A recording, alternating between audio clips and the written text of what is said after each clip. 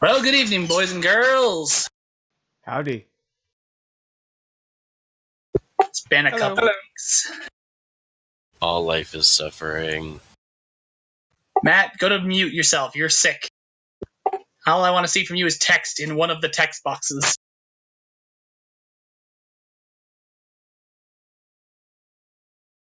We're all a little sick. I'm doing fine. Mostly in my head.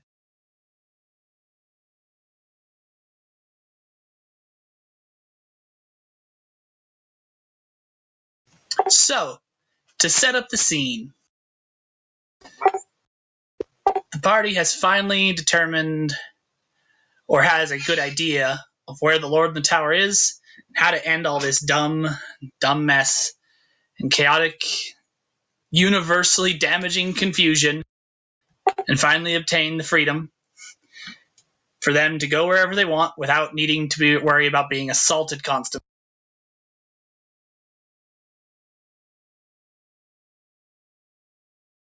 Either that, or we just brought like several armies to some random guy's doorstep, and it's gonna be a big apology. Or that.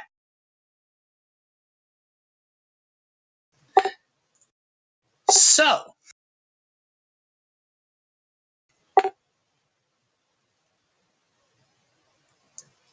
let's get right to it.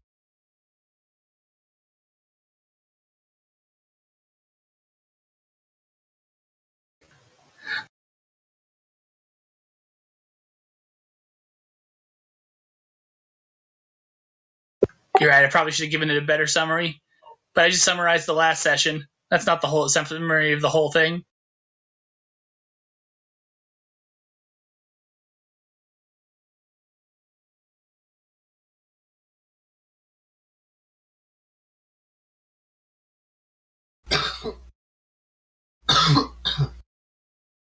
So,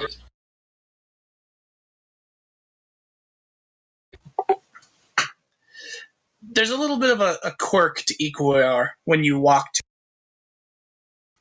You always end up at the front gate, no matter where you try to walk to. So before the party spreads out, a drawbridge so large you have to crane your necks to see up. The plane exists that you are about 3 inches tall in scale to the rest of the plane, which is a massive, massive castle floating in the blind eternities.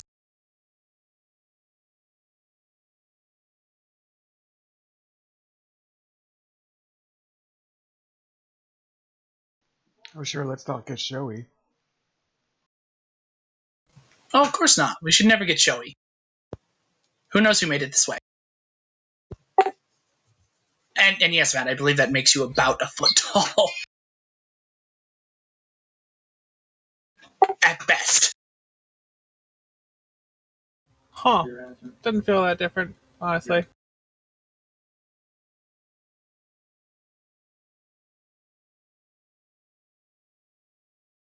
Three inches, 18 inches, whatever. Fizzle's always used to being the smallest.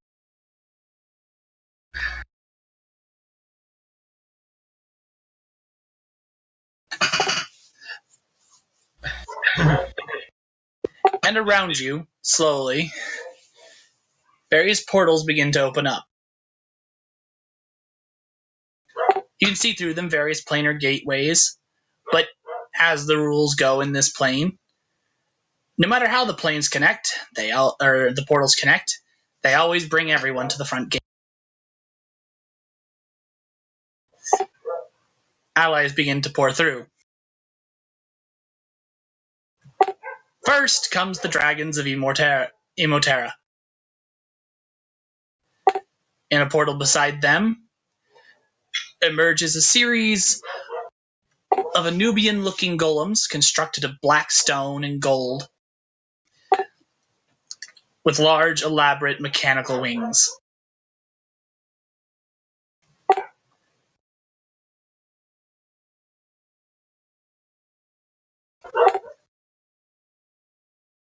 And goddammit, the dogs need to start barking.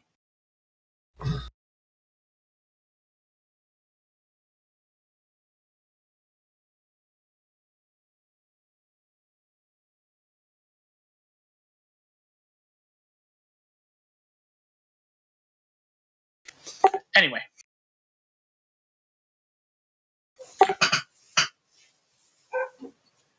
After them, Wait, who's the army of Golem Anubai are these? those are called bailiffs. They're from the Riddle of Shapes, who decided he was going to send us some reinforcements. Oh, nice. After them comes Riddle's troubleshooters as well. There's not many of them, about 12 planeswalkers. Tippy among them. Another portal opens, and out walks Tedrix. Probably with an entourage from Rely. If I can, yeah. Yes, you may. You are allowed to do this. Then sweet, yeah. Let's do this.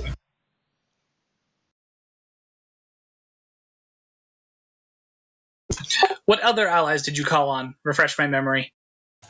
You had said that Acthus's thing was going to get us a bunch of kobolds. Or not kobolds, Viashino. Right. No, not Viashino. Better. A different sort of portal opens up. One made of black smoke and red fire.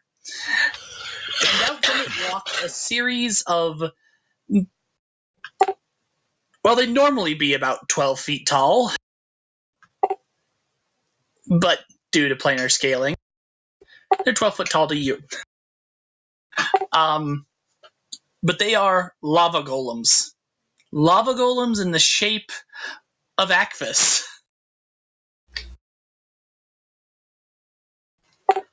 There's about 30 of them. Do we get Vidus lava golems too?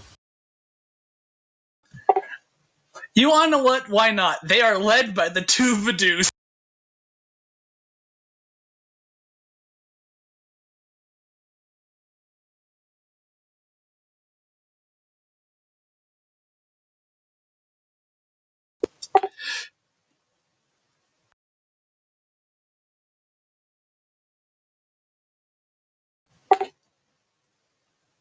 Another portal opens up, and out start pouring a series of fairies.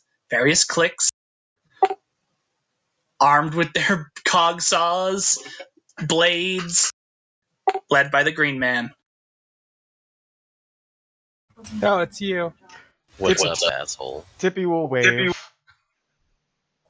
You did say we should get out more. I did say that.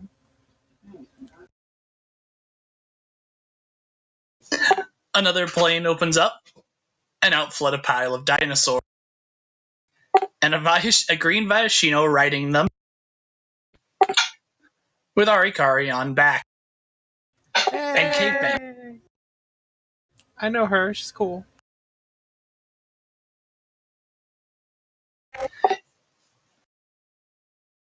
Trying to think of any other allies you made.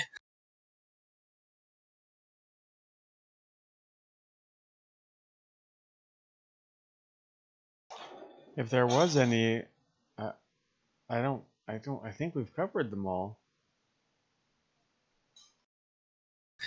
Does anyone have any last contacts or favors to smack me in the face with?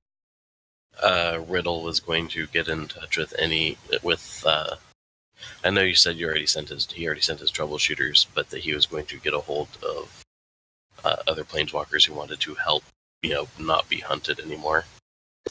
Right. And with one of our goals being we're going to go free a bunch of the ones that are in there.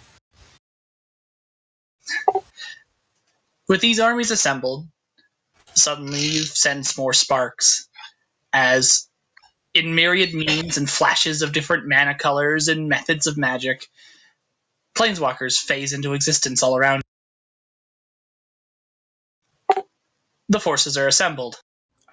I'm gonna go up to the drawbridge. I'm gonna knock on it. Army Graham.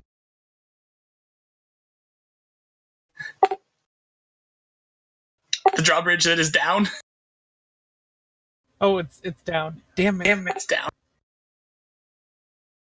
Then I'm going to go up to the opening and make knocking noises. Knock, knock, motherfucker. Josh, I have a question. Yes.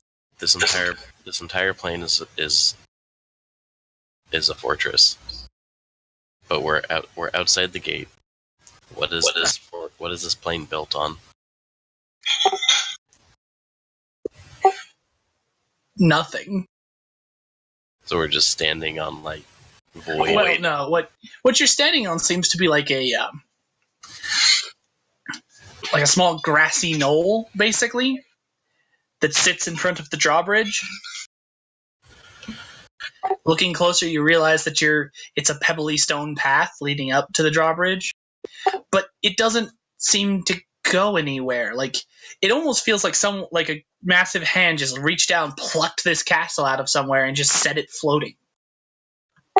The end of the world behind you is basically jagged, and chunks of it kind of just floating in space out in the blind eternities. And there's no, like most planes, they have like atmosphere and stuff that turns the sky blue or whatever color.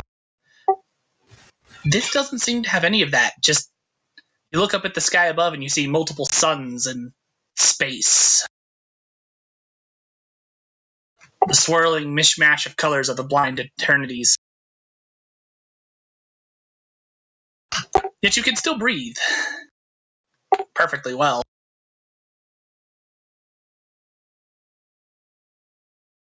Army Graham.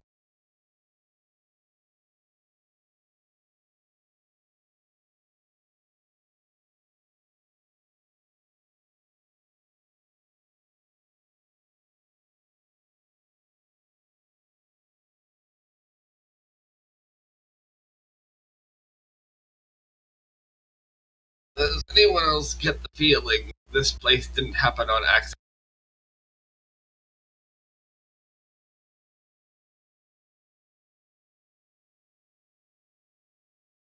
Mahal.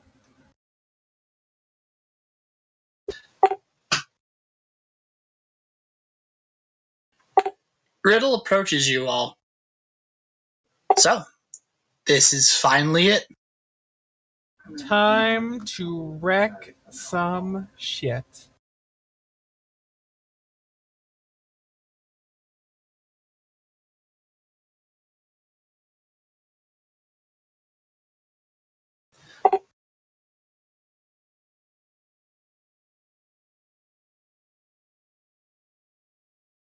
That was me agreeing. It's finally it.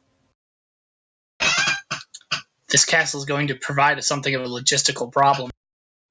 It's going to take us hours just to cross this drawbridge alone. We might want to get marching.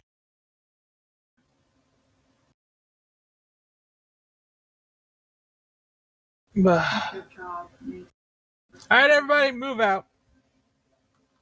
Listen to Fizzle now. Time to move out. Riddle laughs.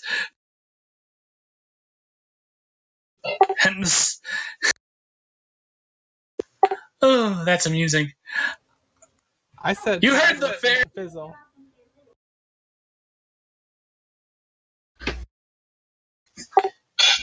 And yes, everyone forms up and begins to march at your command. I can perform a ritual of haste. Ooh. Roll that dice.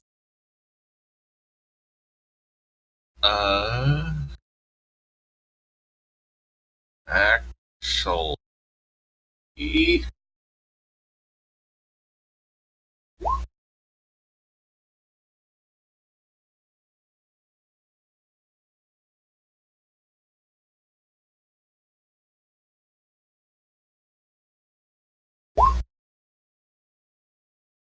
Okay, I guess I didn't end up taking the second level of education. You didn't take it? I can't lead a big ritual with a bunch of helpers. I'd have to do it myself. What's the smallest area I could fit all these people in? Not Grant. probably not enough to cover them all, but multiple people could do multiple things. Well, I mean, I just have to roll with a huge amount of disadvantage. Theoretically, I could cover an entire planet with haste if I wanted to. Yeah, the disadvantage on that would be insane, though. Yeah? But yeah, it's probably not feasible, so let's just get moving.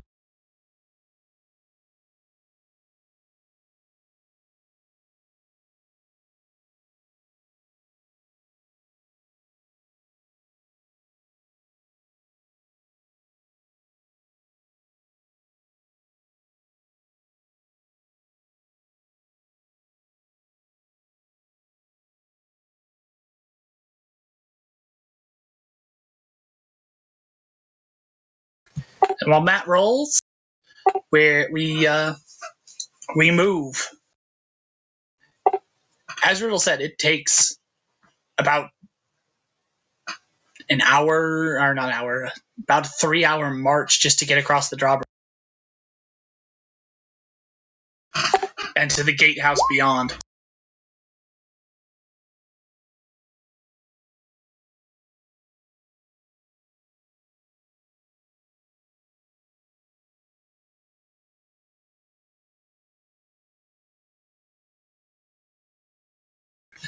Matt, advantage for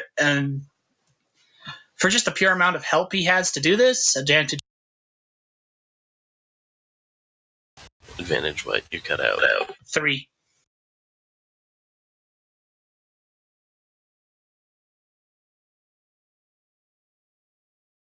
Okay, that would get a... How high is that? Sorry. It's been a while since I've... Yeah, that's a ton of zoop. Multiple blue dragons join in a haste ritual to get you all going faster. Cuts travel time down by half. So hour and a half to get across to the gatehouse.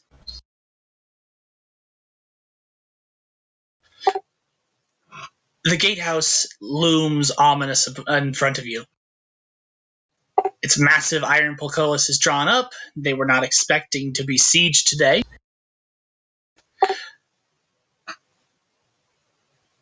But within, you see motion, scaly necks, and gouts of fire.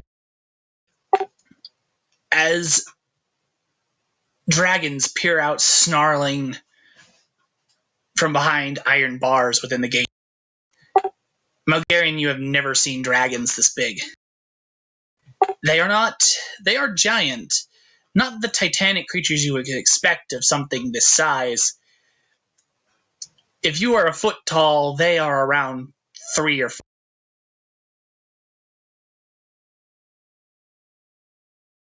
But they also seem to lack the intelligence of the Imotera dragons. They are guard beasts.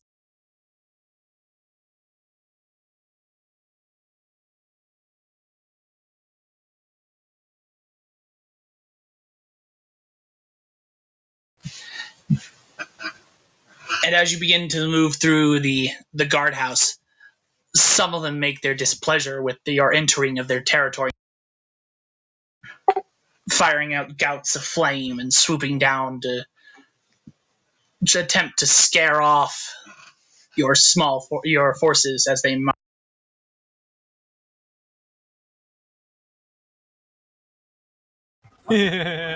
I make fire too.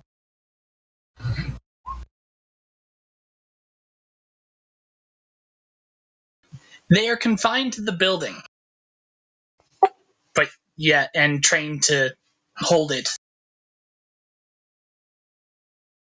But they attack no one that is beyond the portcullis. Okay, now I can do a dick move.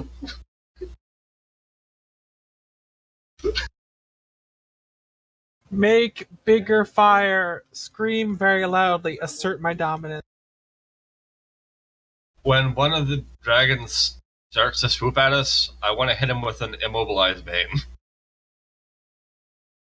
Do you want it to crash into the armies? Huh?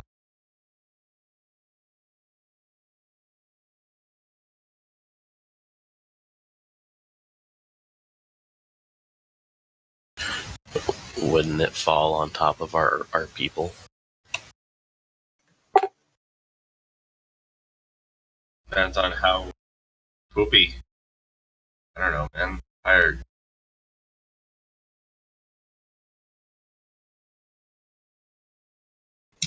Well, Fizzle, give me a an energy roll for intimidation. Bigger shouts and bigger fire.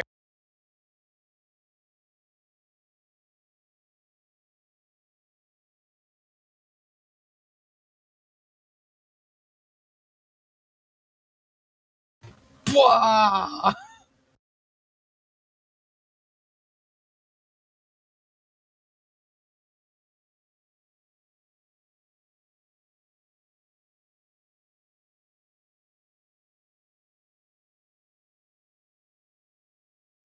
Okay.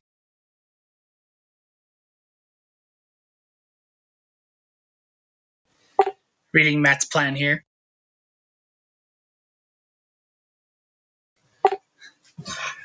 Under the order of Malgarian, the blues and whites screen the armies and ward off the fire.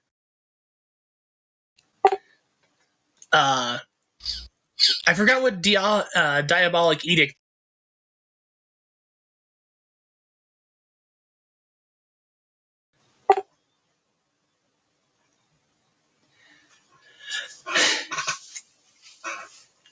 Roll me influence at rank 4.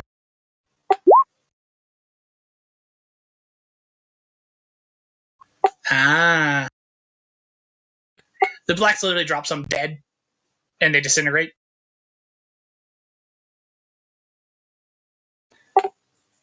I want to see how many you get. So for number of dragons, give it a 3 like before.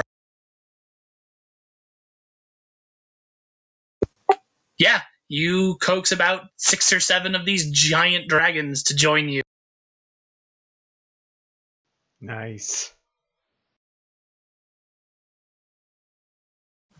And Jing, if you'd like, you can roll your movement to immobilize one.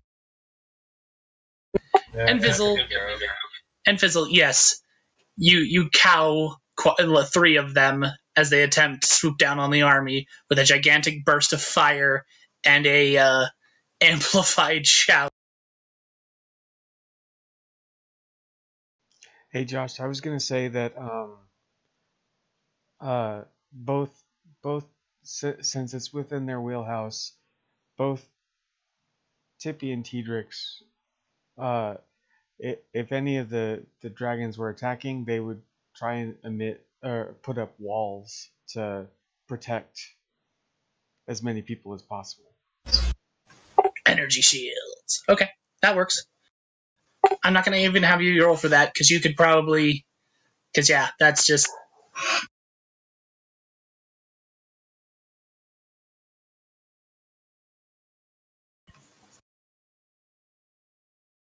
We have the best D. Yes, we have all the D.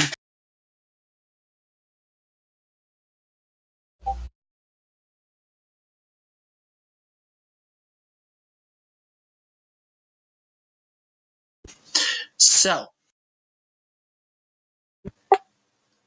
still hasted, it takes about another 2 hours to exit the gatehouse by marching and enter into the grand hall. As you enter the great door, you see the tower, the biggest tower of the castle, spreading out of the far eastern wing of the castle.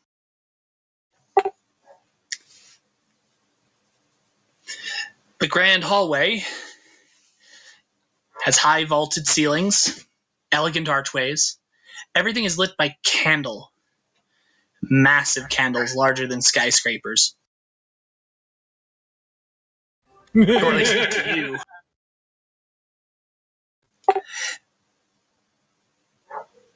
The place has a sense of feudal elegance. Rich tapestries dot the walls, thick carpet, a marble floor.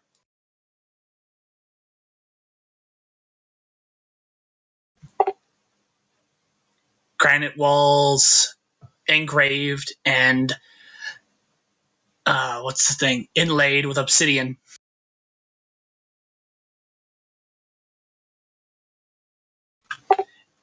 You enter into something of a T in the road.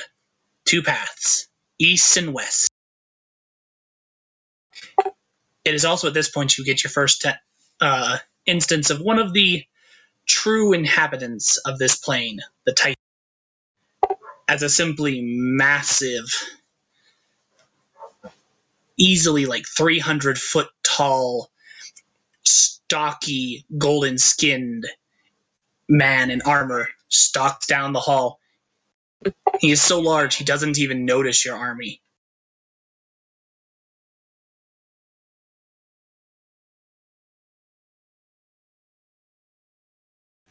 But the earth shakes as he passes.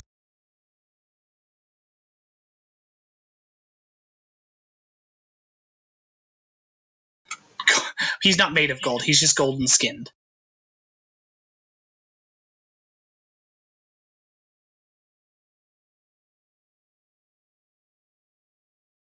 It's Oh, true. fuck. I do still melt. No, wait. The question is though, like,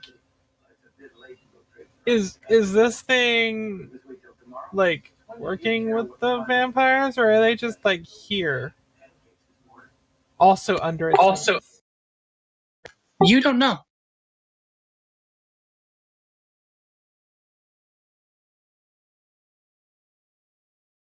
Only you know that, Matt. Only you would know that.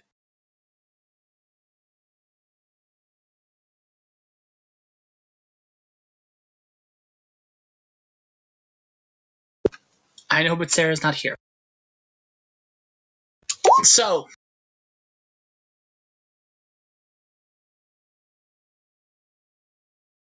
Yeah, well, let's open up the book and ask who the fuck that is. is that what you do? Because Bulgarian seems getting ready to melt the dude's eyeballs out of his skull. Yes. Let's see what's going on with this We're in it giant all over. man. Before Before plans to constant state of power struggle, he might even join us.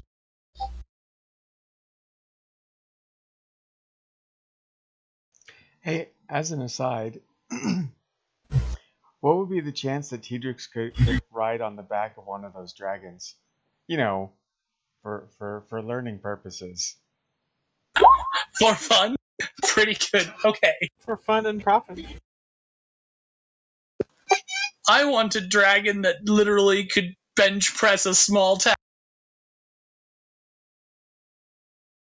Okay, so Tedrix is riding on one of the dragons.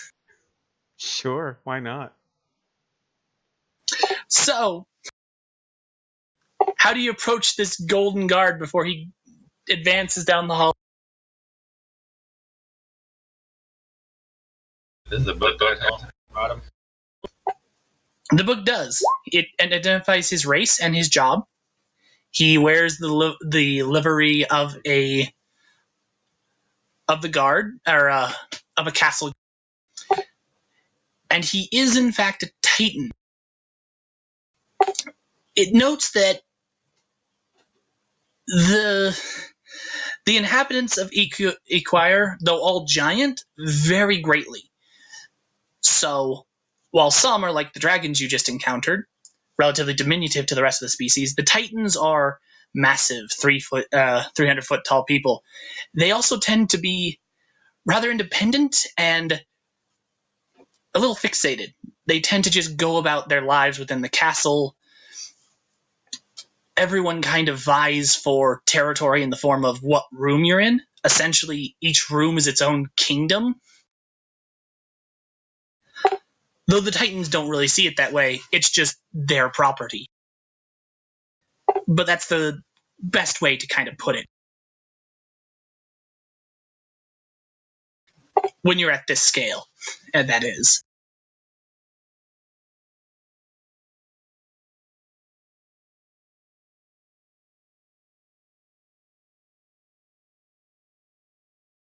Matt has an idea.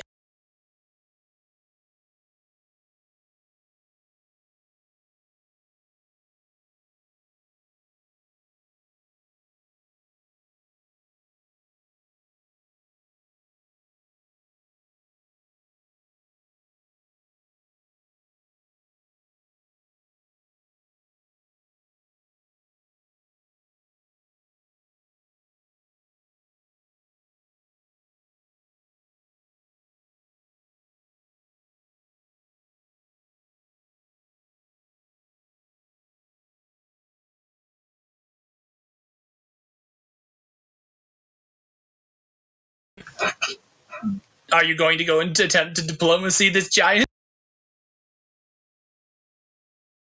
That is definitely not a Tedrix or Tippy thing.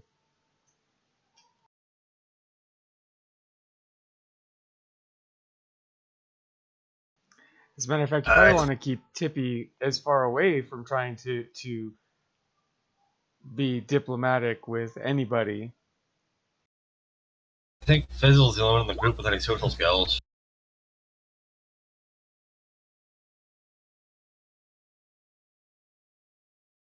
Well then. Well, if he's just ignoring us, what's the possibility of us just kind of continuing on without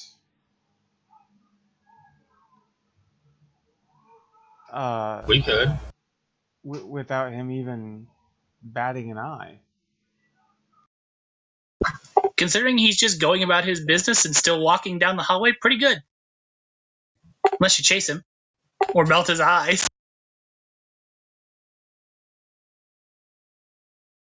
It's up to you guys, man. Saying it's a possibility.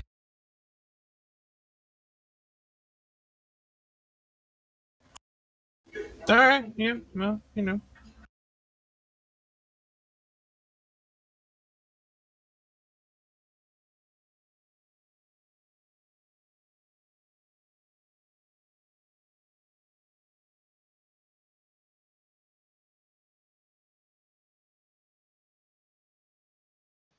Okay. No, he just continues on.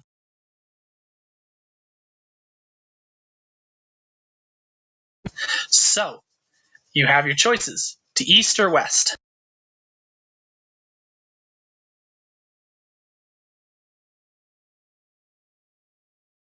We got a bunch of armies. Mrs. Thornton told me today you were asking about grandma. So, you know. Shouldn't we go both ways? I mean, you could if you want to split your forces.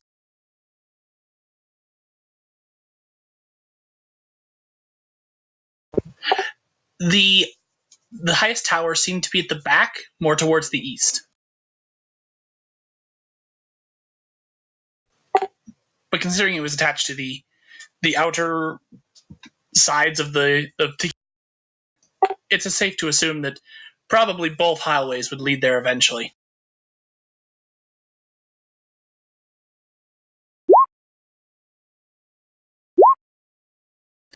East it is.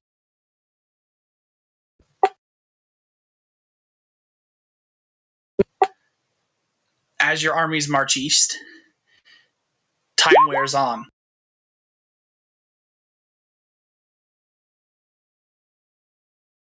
Unless, again, as you said, you could split the party and split the armies.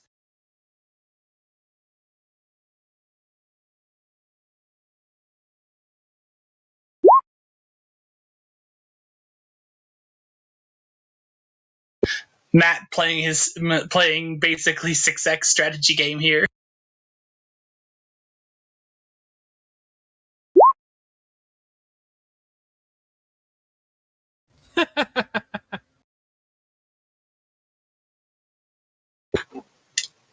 For those of you that can't read the chat, probably watching the video, I've seen Spoopy Doo use shit.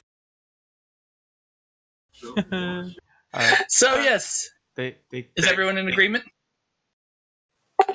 East seems as good as any. Sure.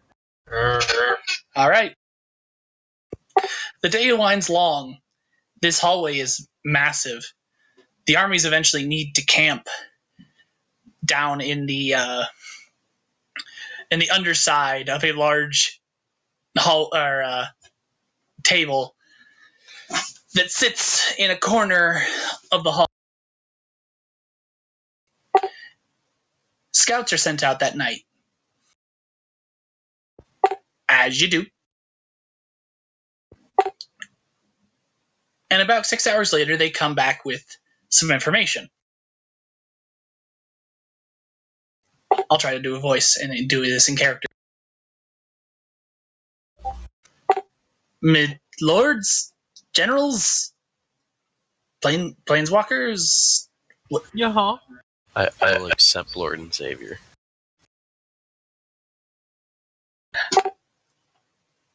Scouting report.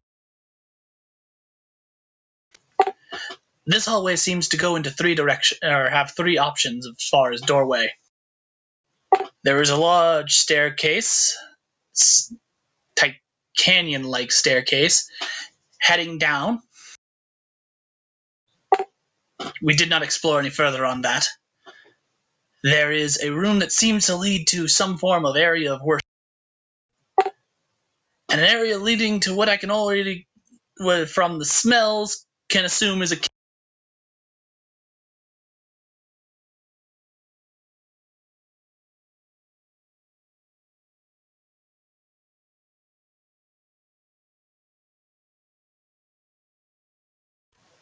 So far, we've encountered no resistance. Though those large golden skin guards seem to always be... But they don't pay us any mind. Perhaps we're just too small for them to notice.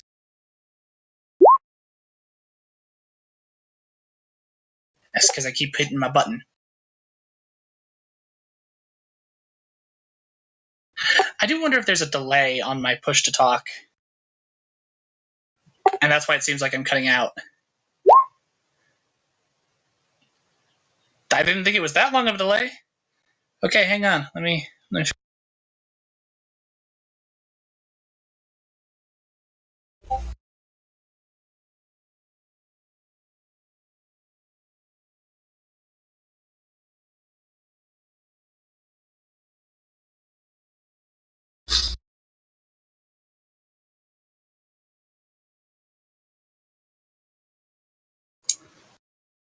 All right, we're just going to go hot mic then.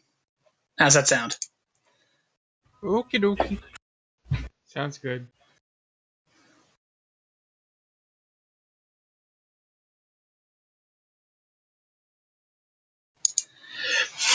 Okay, so scouting report. The hallway has 3 exits, at least this one, from what they could find in a 6-hour sweep. There's a stairway down that the individual calls canyon-like and spiraling. They're into some form of basement, probably. He did not explore further, mostly due to a lack of climbing gear. There is a door that leads to some form of what he can only describe as a place of worship. And there is a room that, from the smell of it, he assumes is a kitchen.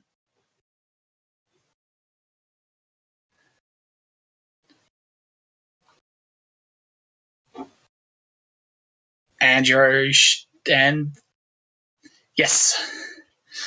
that's what he brings. Oh, he also says that they've encountered at least 2 more of the guards, but they don't seem to pay them any mind. They just patrol the hallways, and so long as you don't get underfoot, they seem to ignore you.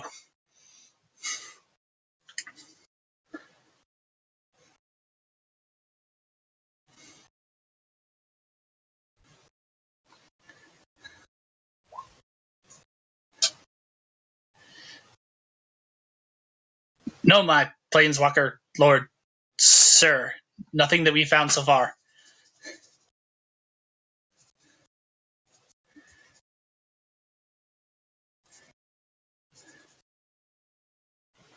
I have to step away for a second because it's Okay. time for medications. All right, be right back. We need to get in the tower. Well, yes, that's the objective, but we can't find the method of egress up at this point.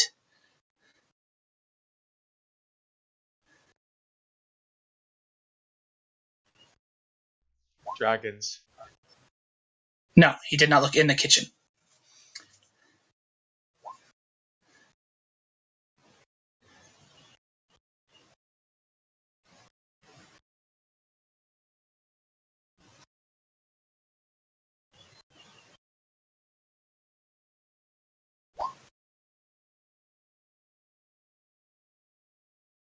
Bulgarian announces... Hang on. Yes, Bulgarian announces that we have made a grave oversight. What you thinking, Gerger?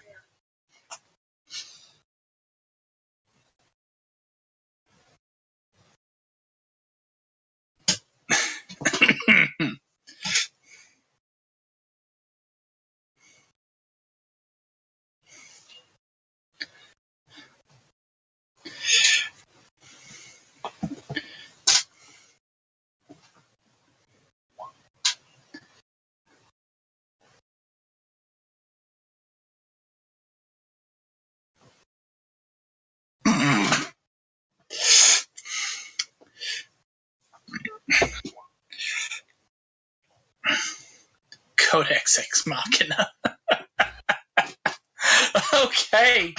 Okay. Oh, Codex Ex Mana. Okay. So, you send out word through the army early that morning. Because I assume you guys also sleep rather than just marching endlessly.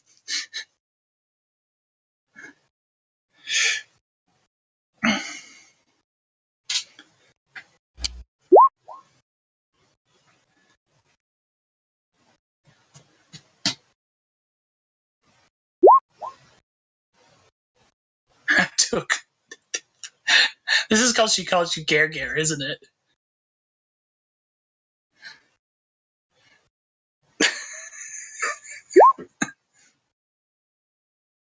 Oh, right.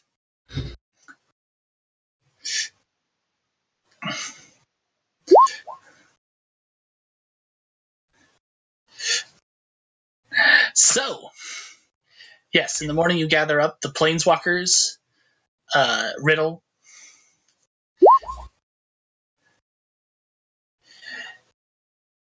and you consult the Codex. Y'all gonna feed a little mana into it?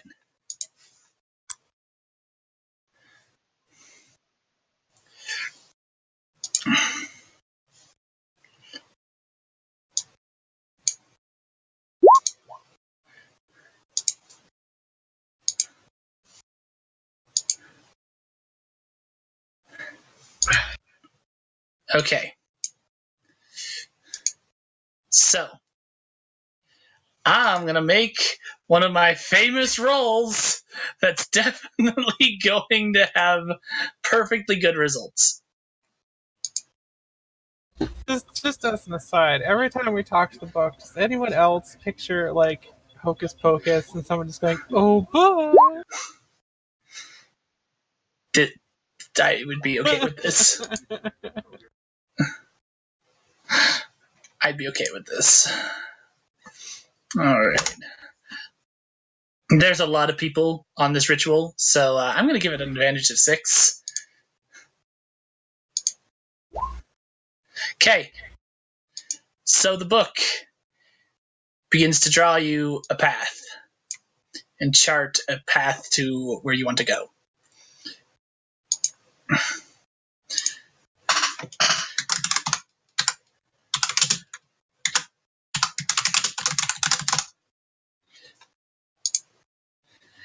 Except it's not quite what you were expecting. Give me just a moment.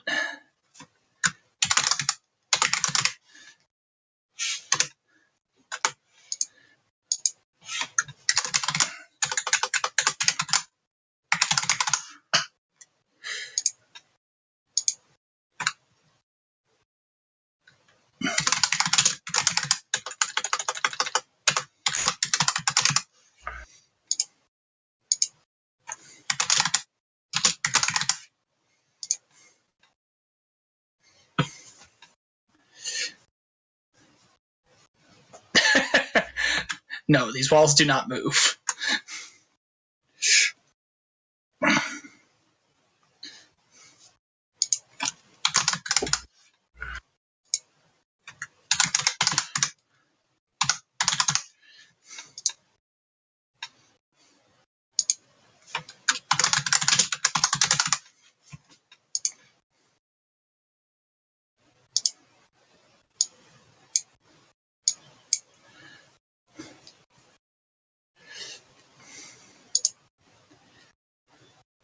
Ooh, a laboratory.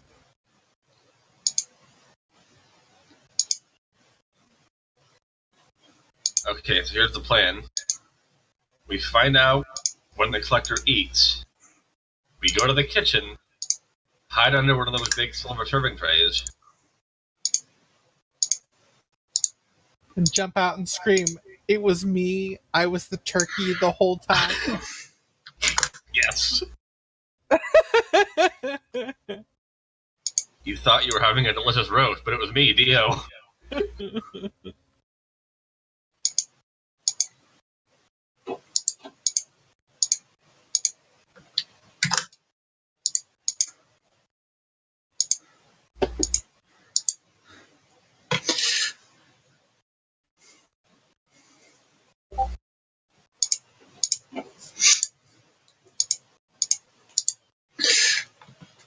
I should explain. What the book is predicting is basically it's foreseeing the future and foreseeing every possible future which you can and pathway which you could go to reach your goal. And drawing those pathways.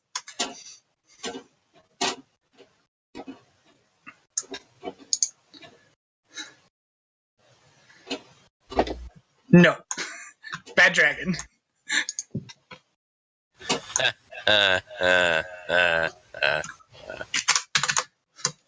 Oh dear.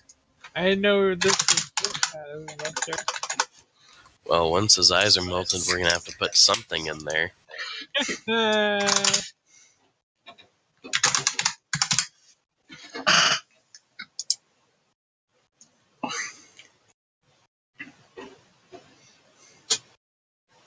So, in all these possible futures, how many times do we win?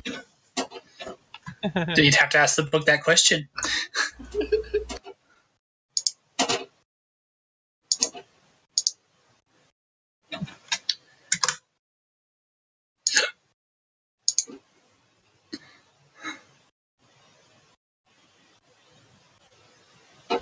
It's a reference anyway.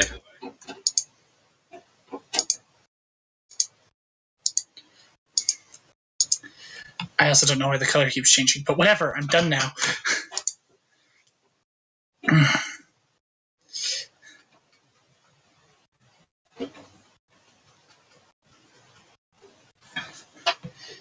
The Titans eat as often as humans do. 3 meals a day normally.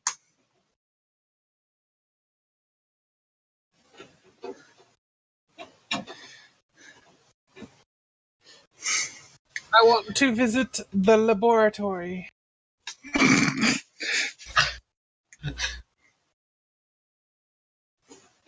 I speak Fizzle, I'll translate.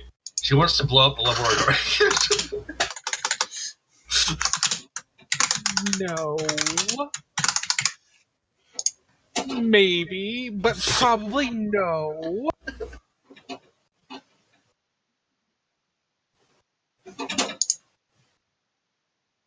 So you're saying if we go to that lab and find 2 giant vials of exploditis oil, she's not going to immediately tip them over? No. We're gonna have a good look around first.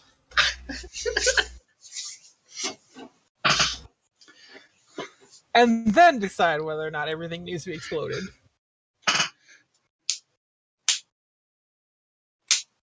So how pissed would you be if we went in there and found a giant-sized glitch lotus? I'm finding a way to stick that in my pocket.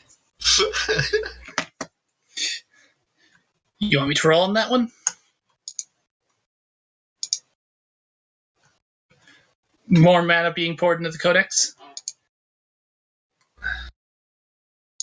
the risk of sounding morbid, I'm going to guess they're in the disposal room.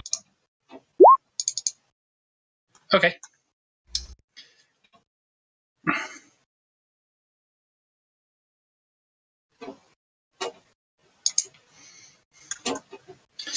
Do do do do do do do do do.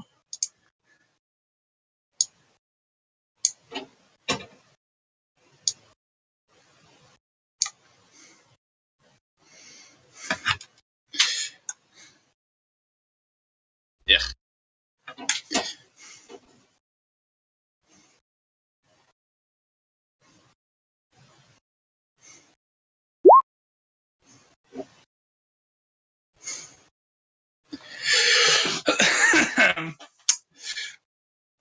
Hey Matt, it's almost like I thought about that.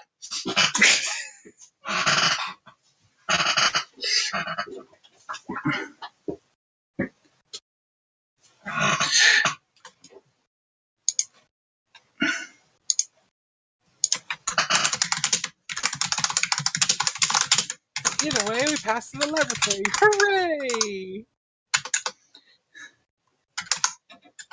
I'm gonna learn so much and then possibly burn so many things.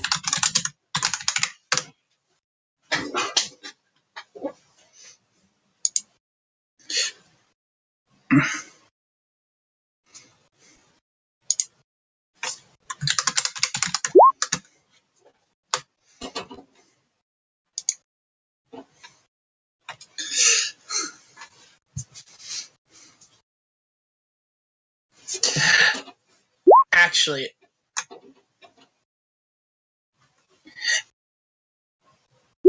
do you think their Sparks would also count as captives?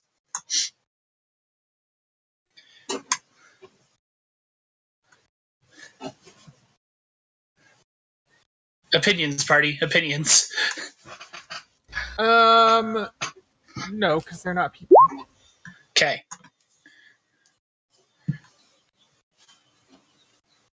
The spark is part of the soul. Yes.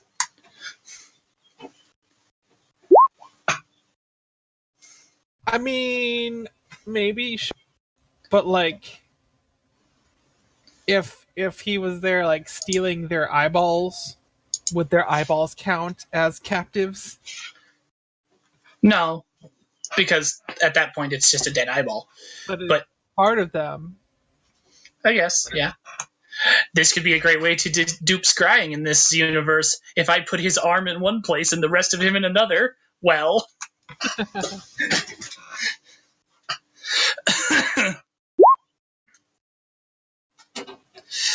That's also true. The soul is kind of different, especially if it's being kept alive in a jar.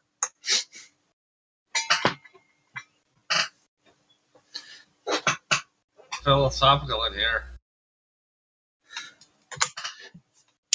Okay, then I'm going to adjust. I'm going to adjust what the answer the book gives you guys. I guess the final question then would be, do they harvest the whole soul or just the spark? There, answer is adjusted.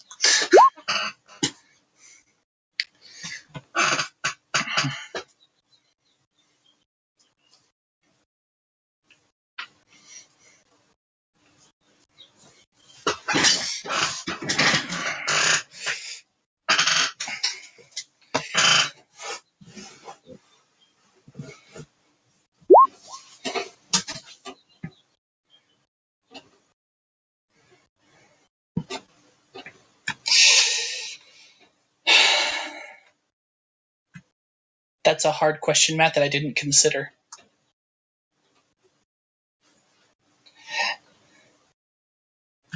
Because technically, I don't think any Planeswalker has ever been rezzed before in the actual story.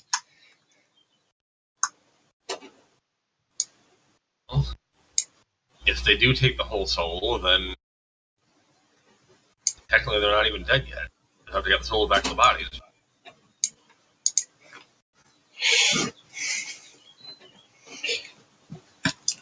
Wasn't Karn resurrected by Venser's spark?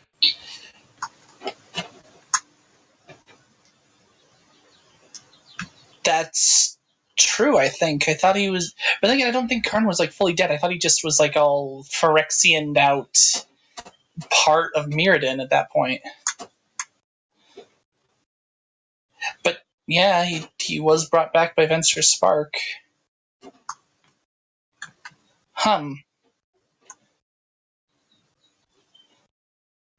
So I guess the answer is... maybe? We can try it for science. Also because it's probably the right thing to do, but mostly for science. Fizzle sees that laboratory is like, mad science time!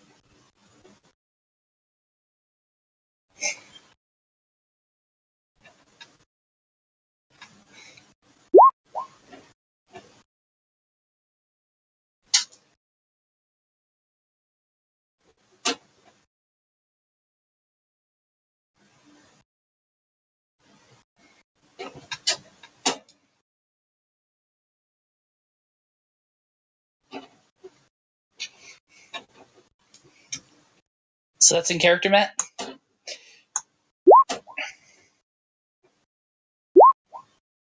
Okay. So just for the video. Bulgarian, thinking for a moment, we take our advantage available. No, sorry. We take advantage of our available stealth here. We have haste, we go invisible, we steal the sparks, then we go to the disposal room. We put them back in the bodies they belong in, and then we plan our ambush. We're not better than this asshole if we just leave them to rot.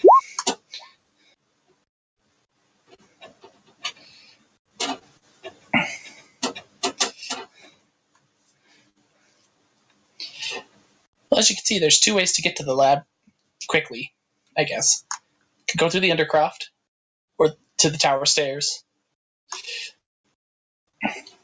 Actually, I should probably just do this as well, because for better understanding of like what goes on. The Undercroft goes everywhere.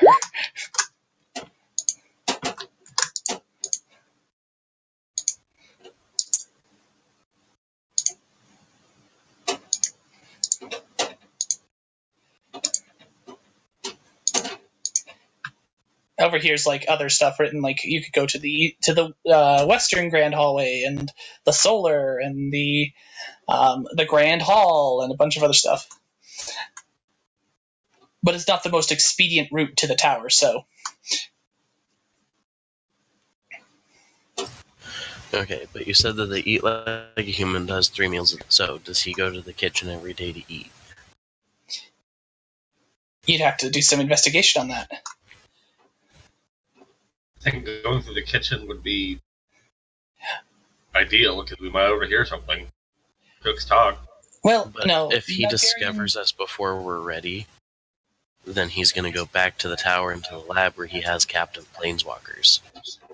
But that's the thing. Matt, I guess this is the other thing. Matt would be familiar enough with, feudal cultures, considering he's from one. Probably Tedrix too, where they know that castles have... Since this castle obviously has guards, it must also have pages and maids. The Lord doesn't come down to the kitchen to get his own food. The Lord has a maid deliver it. We hide in her cleavage. I'm all for this. We're gonna hide a whole army down her cleavage. Is And then when he gets caught looking, be like, "Made you look," and then we melt his eyes.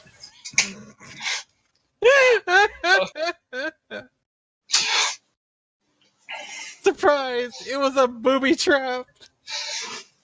Thank you. God damn it! God damn it! I should have expected this. I want you to know, Josh, that this whole storyline has culminated in that very moment. It's all downhill from here.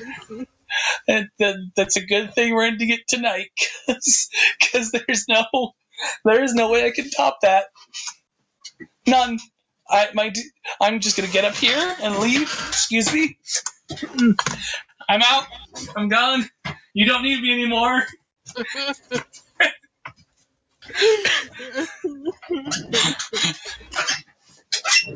All right. So, after your consultation with the book, what do?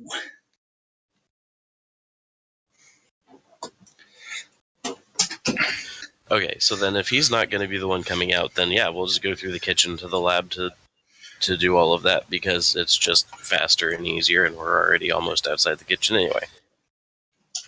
Okay. So, the armies break camp. And the hasted march begins anew. After 3 hours, you get to the end of this hallway, which ends in the kitchen itself.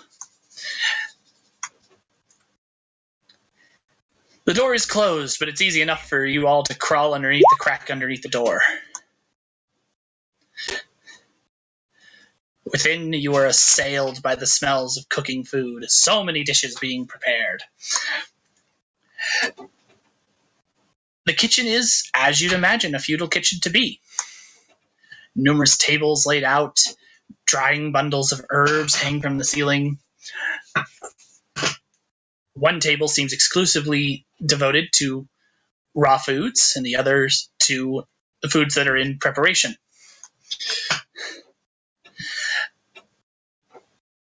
You see the ovens at the far end of the room. A series of unusual creatures. They are green of skin, long of nose, pointed ears, and thick with muscle. As though some form of unusual crossbreed between goblin and ogre. They are diminutive in size compared to the average inhabitant. Only a mere 16 feet tall. They stoke the fires of the oven. There are numerous sinks and wells and pipes. Clinging to the basins, there seem to be a series of very heavily shelled lobstermen. They are hunchbacked and waddle along on large feet and hands, equal in size to the Orog, the goblin ogre people. But greatest of all are a series of cyclopses in the room. These take up... What's that? Cyclopes. Cyclopses. Cyclopinae. They, in scale, are about the size of small children if this was a normal house. Standing some 150 feet tall. And they bustle about, about 5 of them, preparing food as rapidly as they can. There's a lot of screeching about how they won't make it, about how the Lord of the Solar needs his after breakfast snack. Arguments over how to prepare certain dishes, but their industry continues on regardless. Eventually, welcome back. Did you actually have to get up from your computer? Okay, so I'm going to have to repeat all that. I should have been waiting. I'm sorry, I thought you just muted, so yeah, my bad. Okay, TLDR, there's 3 races here. Yeah. There's 3 races here. There seems to be a race of goblin ogre crossbreeds stoking an oven. There's a race of giant lobster people, or giant hunchbacked lobster people, who are attending the sinks and the basins and other water sources. And The whole place, and biggest of all, at about 150 feet tall per, is about 6 individuals. I said 6, right? 5 or 6. I don't People. remember. Okay, 6 individuals I believe it was 6. six individuals who are cyclopses, and to scale, they're about the size of a child to the individuals who you've seen walking around, the actual big people, and they are fraught with just this anxious, constant motion, trying to get meals prepared. They argue, they bicker, but the force of their industry continues on as they somehow manage to get food made.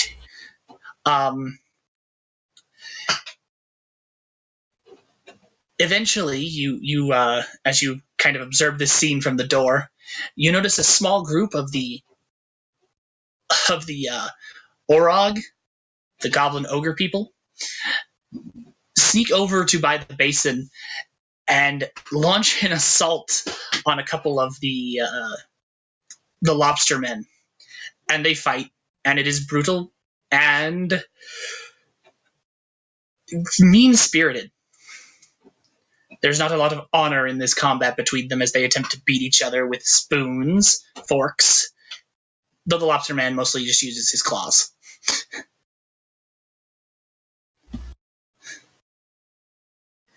Until one of the Cyclopses notices this going on and begins to shriek at the two to get back to their stations and do their jobs. It's like an actual fight. Like a fight. Like they're out for each other's blood.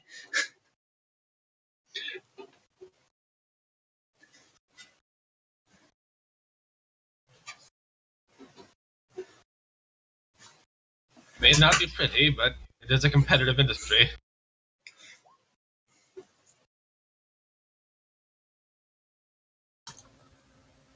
Agreed.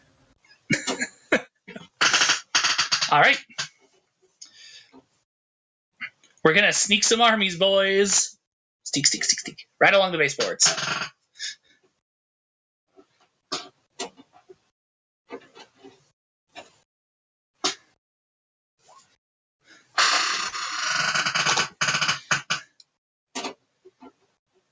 It's true. You've proven you have the chops for that right now.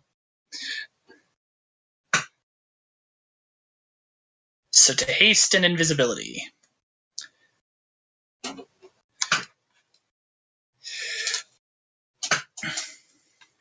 So, hey, Teatrix. Yeah. In your head, the other voice says, this is going so much better than I thought. I figured you'd die already. Honestly, me too. But isn't this fun? So, sneaking along the walls, hasted and invisible. You have prep time, so I'm not even going to make you roll for it.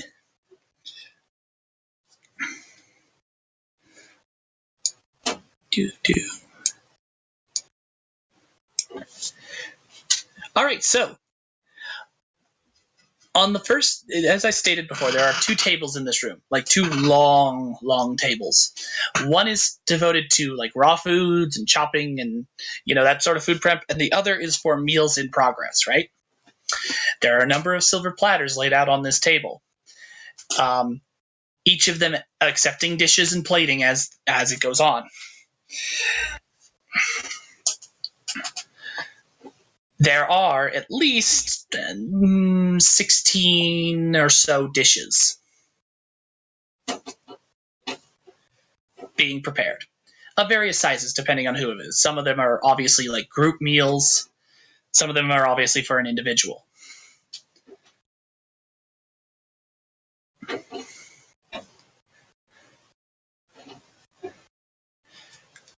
So, what do?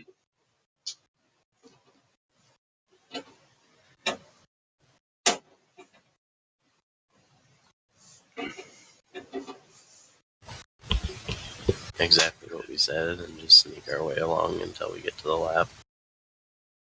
Okay. Or until we have to stop for a rest, because then we, like, if there's enough room, we could just hide people under the sinks. It's possible. You could hide people underneath the sinks. Here's the thing. As you sneak along, you notice that this room doesn't actually go anywhere.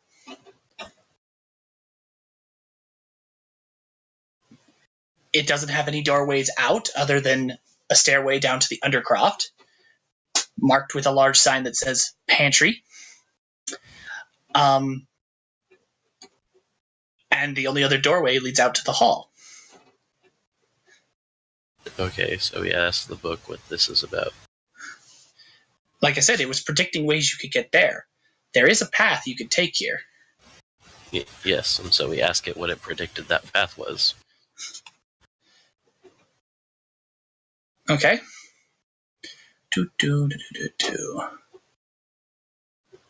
I mean, I don't want to rely on the thing too much, but if it's going to be like, you could do this, and then not tell us how, like, you know what I mean? Mm-hmm.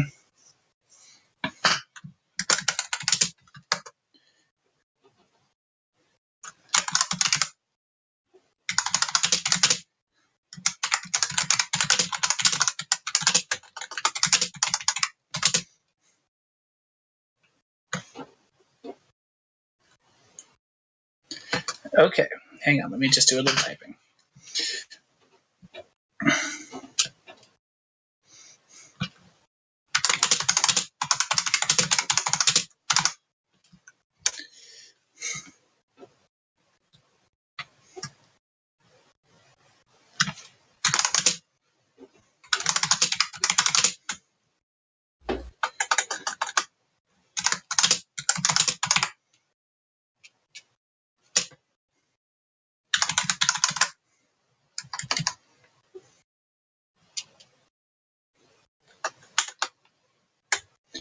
Actually, no, let's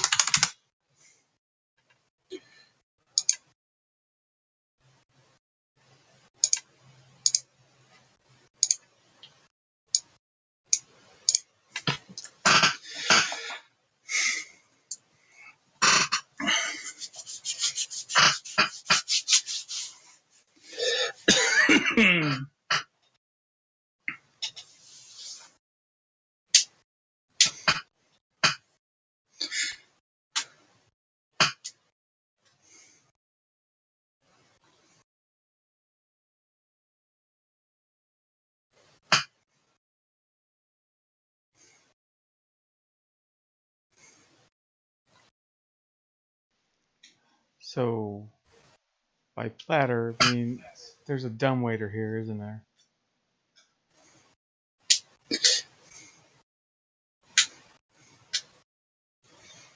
All the waiters look pretty dumb to me.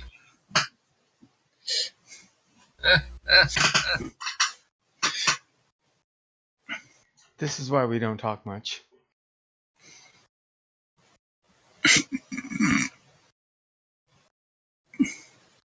Oh, good thing you can get to the undercroft from the kitchen. Yes, you can. You can head down into the pantries of the Undercroft.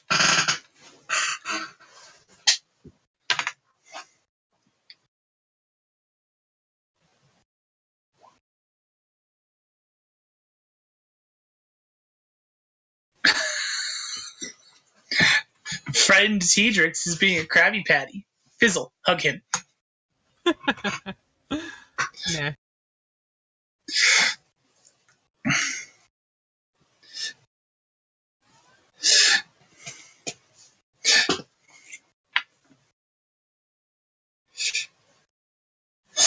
So, yes, you can sneak into the Undercroft from the kitchen, which you guys do. It's, however, at this point, I'd say getting into the evening hours. And the Undercroft is massive. You can't even see the far walls of this place. It seems to spread through almost the entire foundation of the castle itself. I could fit so many things down here. What you can see is that it is very dark and very cold down here,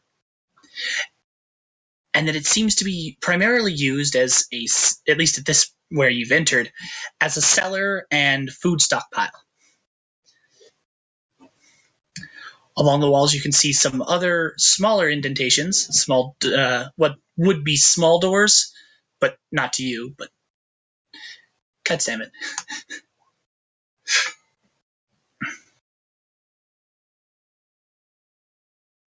Yes, the scouts weren't equipped with it, but you do have the means to haul people up and down the stairs and ascend and climb. This is what takes so long to get from the kitchen to the Undercroft. I know we have the dragons. You do have dragons. I And mean, the fairies fly. not necessarily the ones from Malgarian's plane, but still, you know, the 5 that we got. The bailiffs do have limited flight. They have more like a kind of like a wing assisted jump.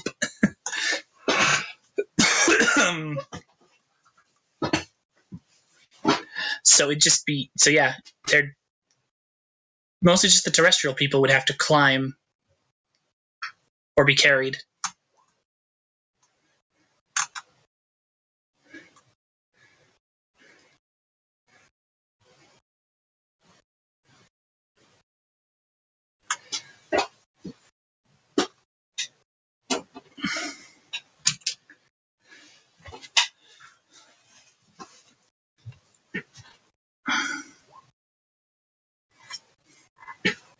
Yes.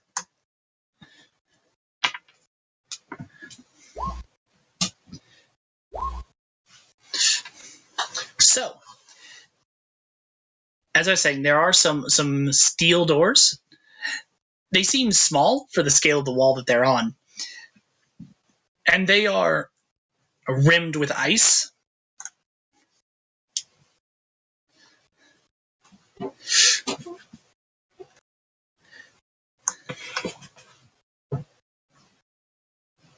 Ice house, yes, it's an ice house.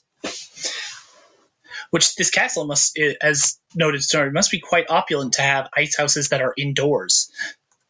Normally, you have to go outside for that.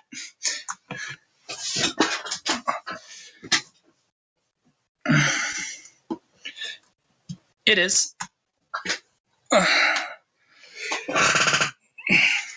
So,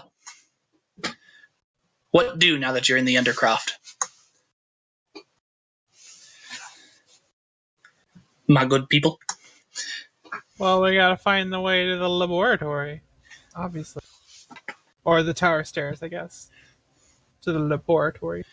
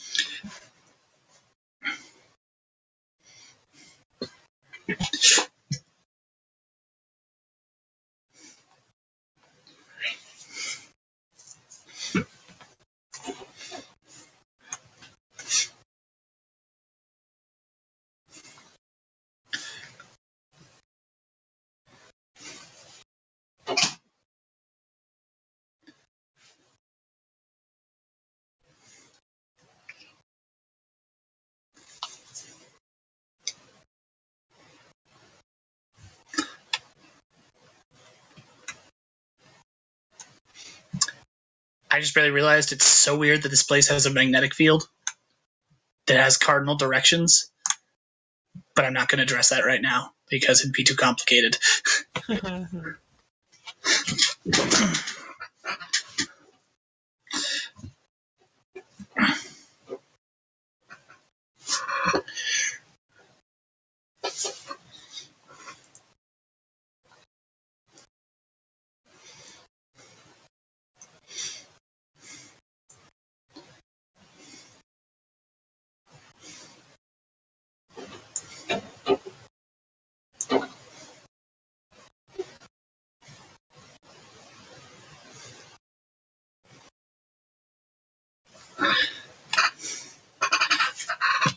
Does anyone believe we'll have any further need of book? I don't know, we might.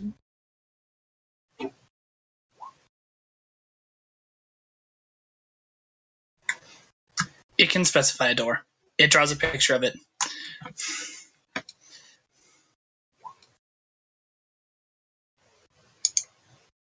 Who did we lose? Dallin. Bye, darling.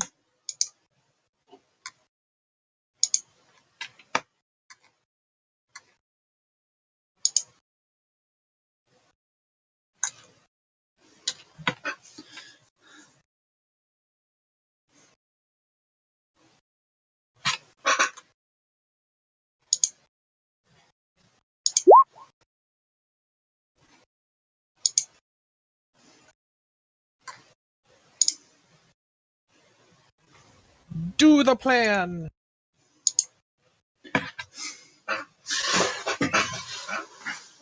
We do the plan. So, since you're in the Undercroft, I do have to ask a very specific question. Eventually, yes, you do get tired. This is a long trek, and it is time to bed the armies down again. How do you arrange defenses?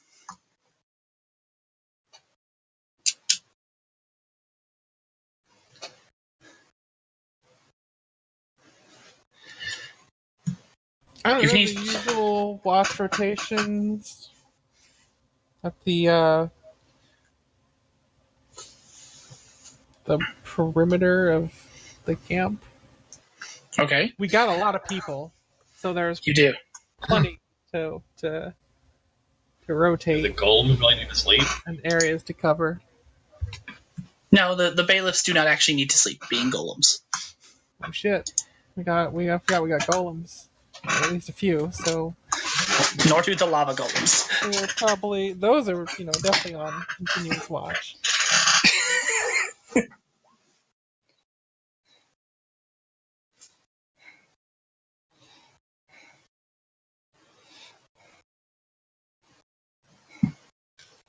Okay. Good. Roll a D100.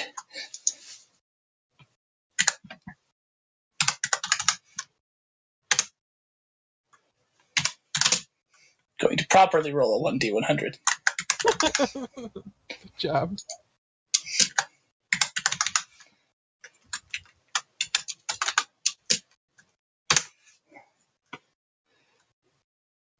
Okay.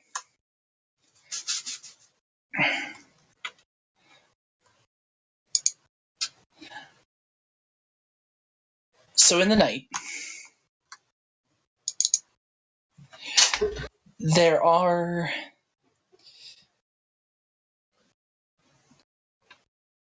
is a disturbance that rings out from some of the furthest tents, quickly dispatched by golems and lava golem, Bailiff and Waffle Golem.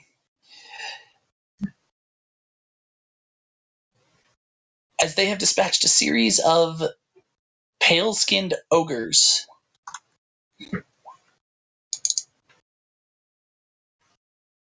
Fleas would have been so much funnier. I should have gone with fleas.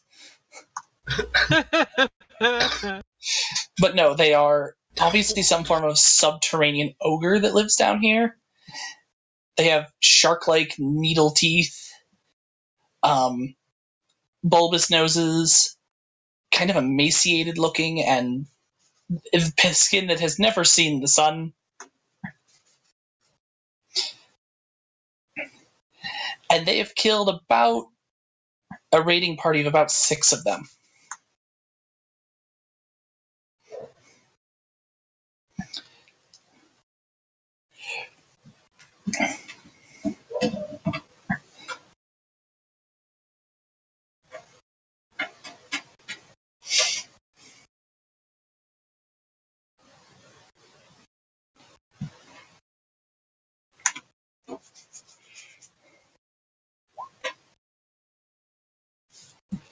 Yes, it seems like they were very much not prepared for an army.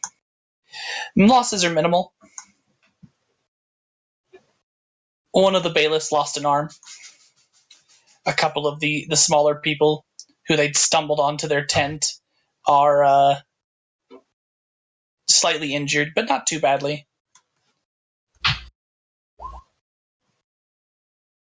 Because, yeah, the things, from what you understand... Actually, no, I'll do it in character. Ugly thing just simply fell into me tent. Look, snapped me wrist right in two. This really hurts. Medic. Just hang in there, Bingo. I'll save you. I can't get around.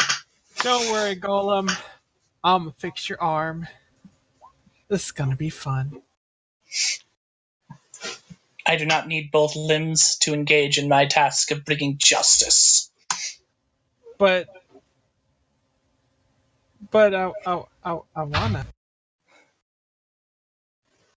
Will it Also- improve my efficiency at bringing justice?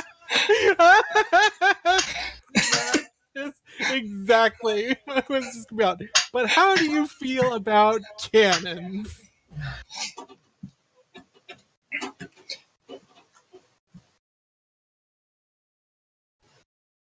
I'm a disimpassioned servant of the tribunal.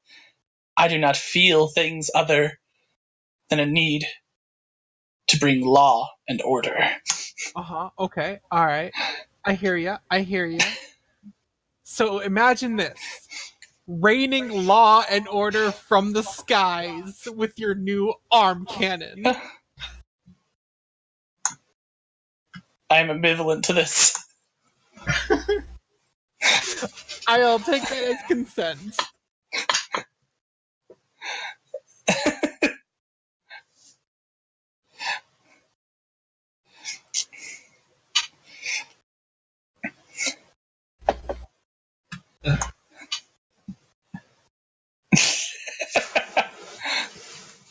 Ren replies back, I mean, we could just reattach the arm. It's not that... Too late. Making improvements. Already working. Shut up. Can't hear you. Clang, clang. Can't hear you. Too late. So as the night draws to day, Fizzle attaches the bailiff with a cannon arm. Yeah. The bailiff...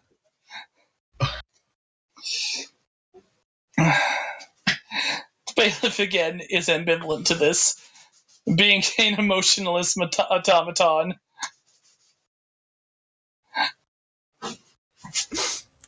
Oh, they grow up so fast.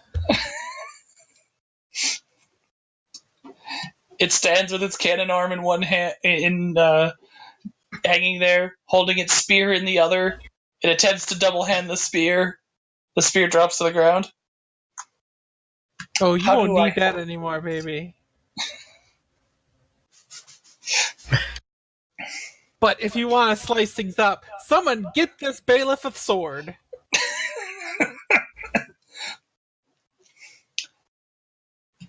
I will adjust. Matt, making all the creation rolls. I just want to make the bailiff a sword.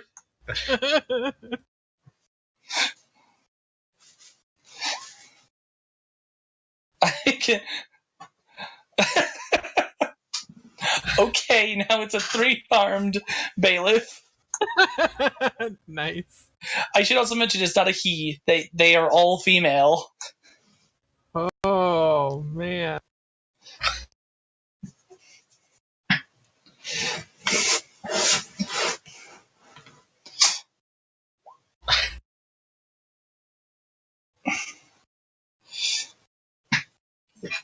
All right, Okay. then.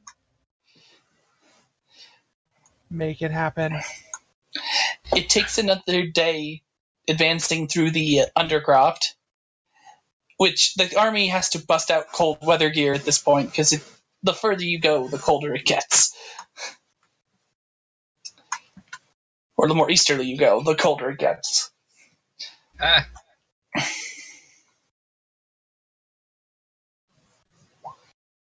My kimono's cold point. My kimono is cold proof. I foresaw this. Counterpoint? Hold on, I just thought of something, Josh. Yes. We have an army of white mana wielding paladin dragons with creation magic. Okay. Sustenance.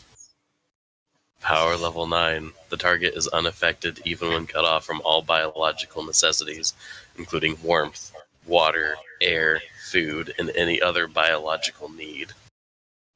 Is that really going to cover an army of... I should probably have established a number of people here. I mean, if we can invisible the entire army, can we not sustenance the entire army? I mean, if every single one of those blue dragons... If every single this one of would those... be the whites. Oh, no. As far as the invisibility thing, if every single one of those dragons knew the ritual for... or the ritual feats, which I'm assuming they are. Yeah, they're traditional blue nerds. So then that'd be the thing. But do all the whites also know the ritual feat? No, they're crafters mostly. Because then you could just be like, hey, we extend this boon out to everyone in a radius around me, and that'd be okay. But I guess you could still do it through aura? Uh-huh, that's what I was thinking. But you might not have enough to cover everyone all the time. Oh, duration 24 hours. Oh. Then yes, we could sustain everyone so we don't have to sleep or eat or anything else anymore. You may only have one instance of this boon in effect at any given time. As soon as you invoke it, any previous invocations are immediately canceled. So only the dragons could do that to themselves. And again, unless they aura'd it, and then it would be like when I would cast my AoE regens from before. I don't know if you have enough to cover an entire army, but No, probably not. Because like the biggest aura gets is like 15 feet. Yeah, something like 15 feet. Well, it was a good idea. So, advancing through cold, through... You don't see any more of those ogres, leading to the conclusion that they might be nocturnal. Oh, so they're assholes. They are asshole ogres. Actually, yes, that's exactly what I wrote in the Undercroft right up here. Asshole ogres. Gross. So, Given the size of North live here, I really don't want to think about how little that might be. son of a bitch. Anyway, you do get to the bottom of the doorway to the tower stairs, but it's been about a full day's march at this point. Because the Undercroft be big, yo.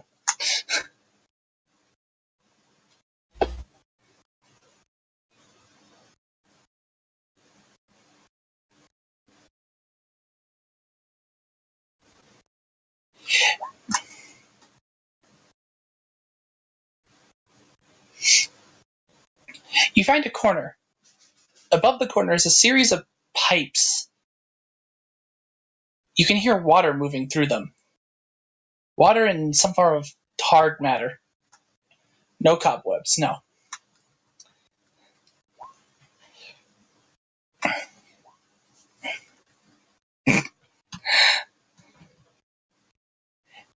So, anything anyone want to do with this evening? Or is it business as usual, leading an army?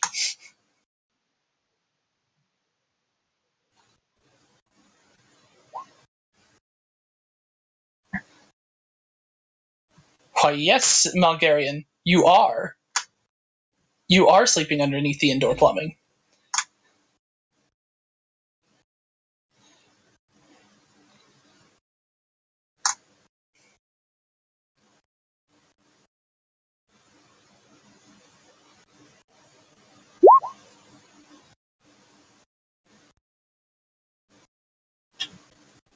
Okay, what about Fizzle, Jing, and Tedrix? I'm gonna study the pipes all night. Like indoor plumbing, crazy. Yes, yes, indeed. What about Fizzle?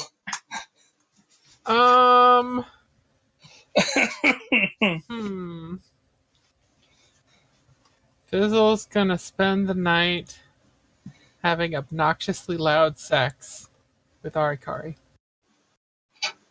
This happens.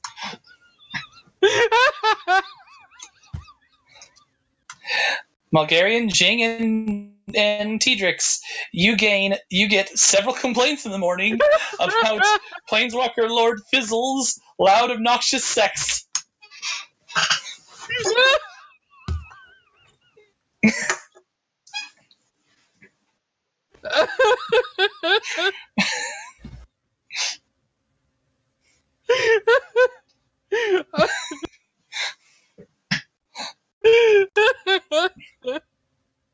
Nice.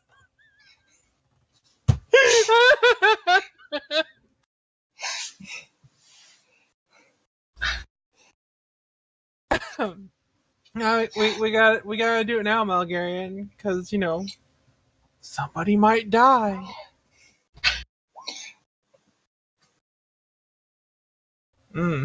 You also make a good point. Just try to keep it loud or obnoxious, not both. The soldier wanders off in disgust. It's like he's never met us before. Oh, wait. Jimmy, are you still alive or still taking that medicine? Sorry, I didn't realize my headset was muted. I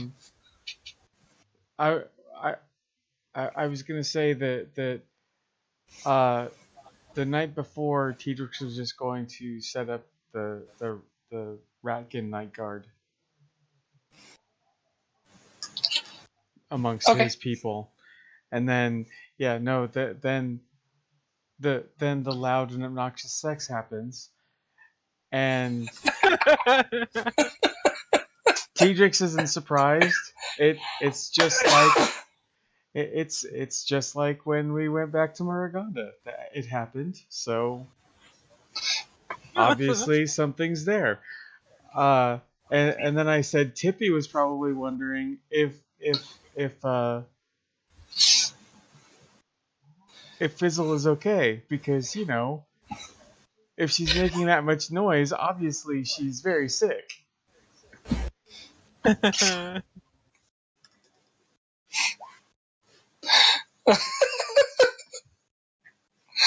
Dear God.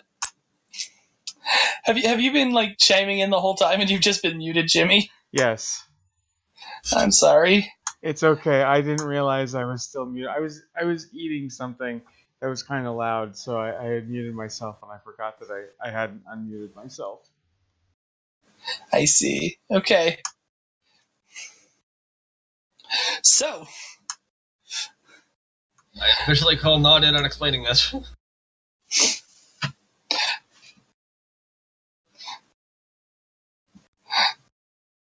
is anyone going to try and explain to Tippy? You see, Tippy. Malgarian explains it in incredibly clinically, and from and by way of example, he's like, see all these dragons over here? All the ones that look like me are my children. But you see, when Fizzle does it, there aren't any kids. Just a lot of endorphins and pleasure.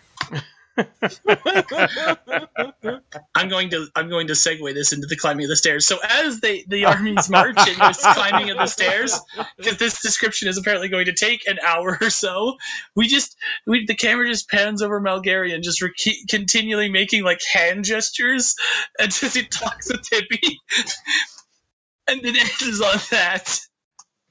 So you see all the dragons that look like me? Those are mine. I made them.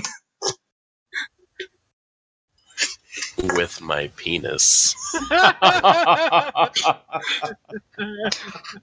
Fizzle doesn't make any when she does it.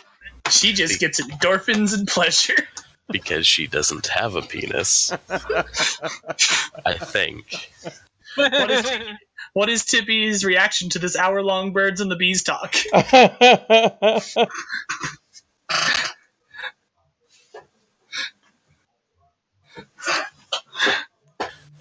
It reminds me a lot of the monthly village festivals.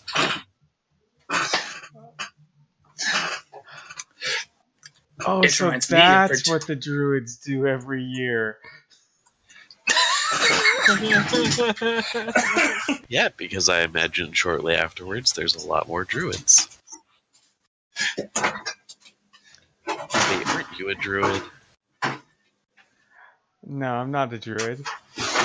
Oh. Well, you should try and get invited along sometime. You will probably enjoy yourself. Oh, I'm far too young.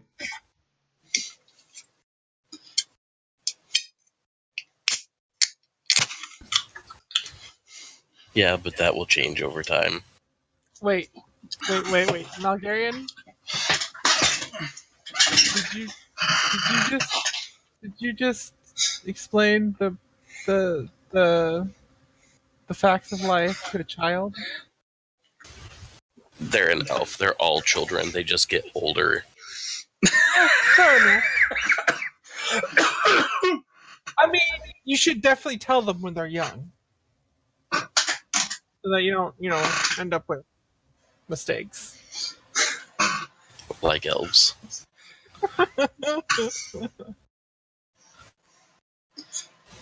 Wow. I don't know what parts of this are out of character and which are in. I mean, he's not going to say this directly around Tippy, but it's all pretty much in character. So Tippy sees lots of whispering between Malgarian and Fizzle after she admits her age.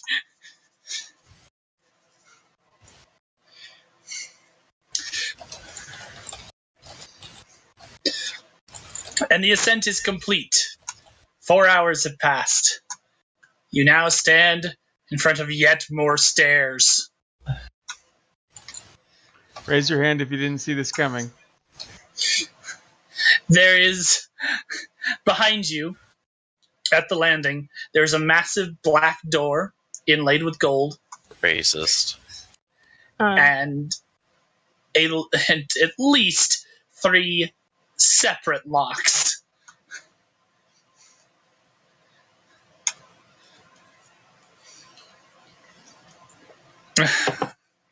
Above the handle of the door. Sorry, I had to take a drink. But with only one way to go, but that's up. You continue up.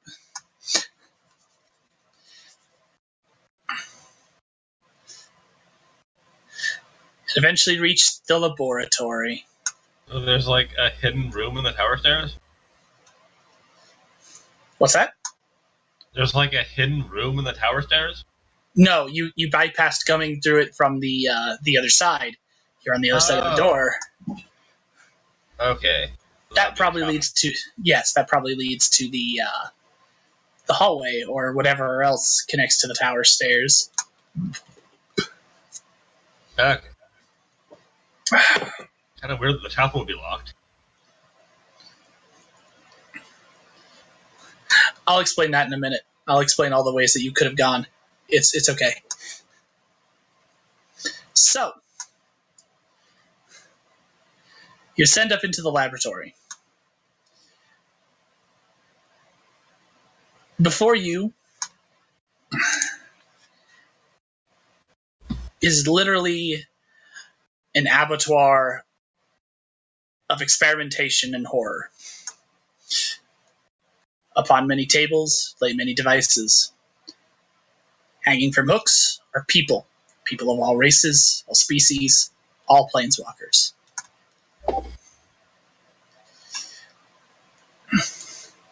All of them have something wrong with them. There's a theme with the bodies. They're either scarred or ugly, missing limbs. All of them has something that makes them imperfect. And in a cabinet nearby a workbench, there is the jars. So many jars of so many sizes.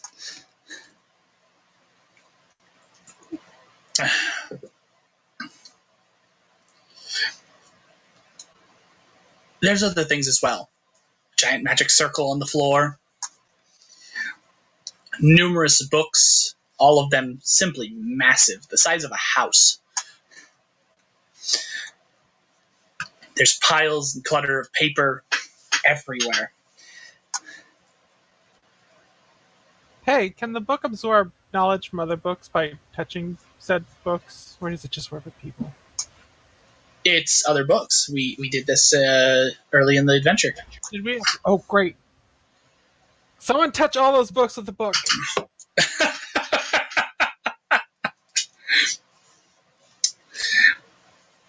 The laboratory has two ways to go from here. Either through a door or up further stairs.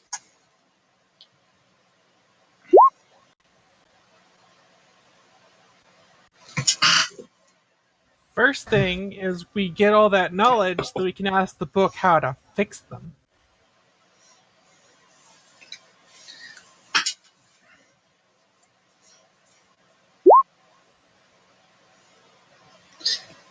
That is going to be a task for those of you that can fly, because these bookcases are massive. Touch all those books. Every book, touch it with the book. One of them's got to have the stuff. Jane will hand the book off to whoever can fly and then start researching the magic circle to see what the fuck it does. It's soul magic.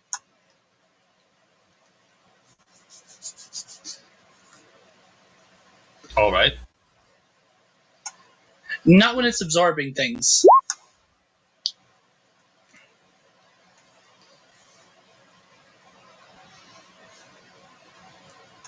It just absorbs things naturally. It doesn't need any mana to do it. It only needs mana to find new information, really. Yes, exactly. It only needs mana when it's looking for new information it doesn't have.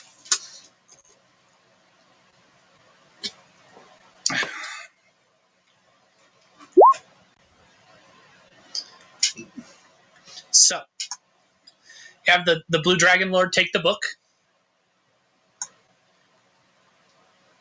And now it knows all of your secrets. Bum, bum, bum. And has it zip around, touching it to the spines of these massive house-sized books.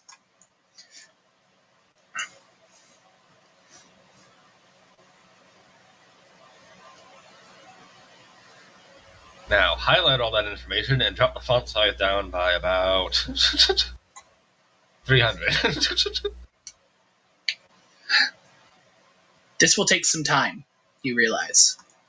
Meanwhile, Well, we can be pulling down, carefully pulling down people in the meantime. as you get up onto the desk and begin to pull down people from the meat rack. There's no better way to put it.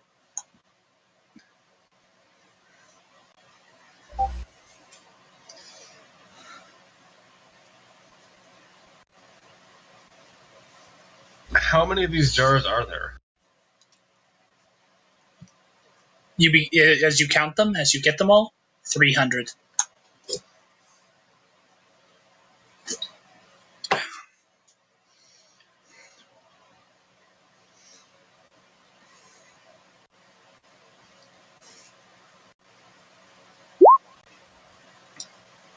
That's a huge move, considering that only one person out of 1,000,000 becomes a planeswalker.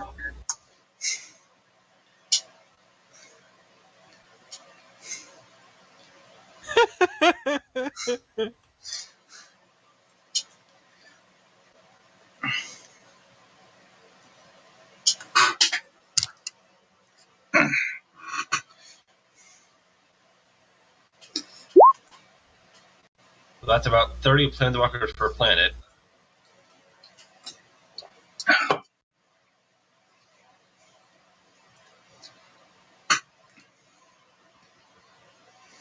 So yeah, 300 would be about 10 planes worth of planeswalkers.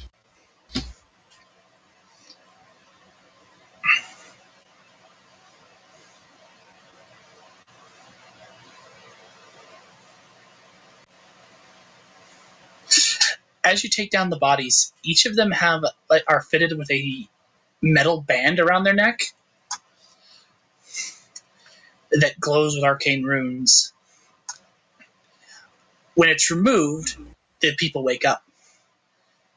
Until then, they are completely sedate.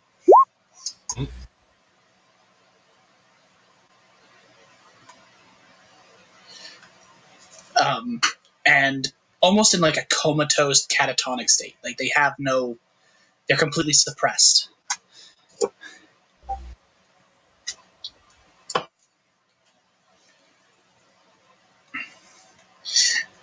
Jing, you also, since you studied earlier in the campaign, noticed something.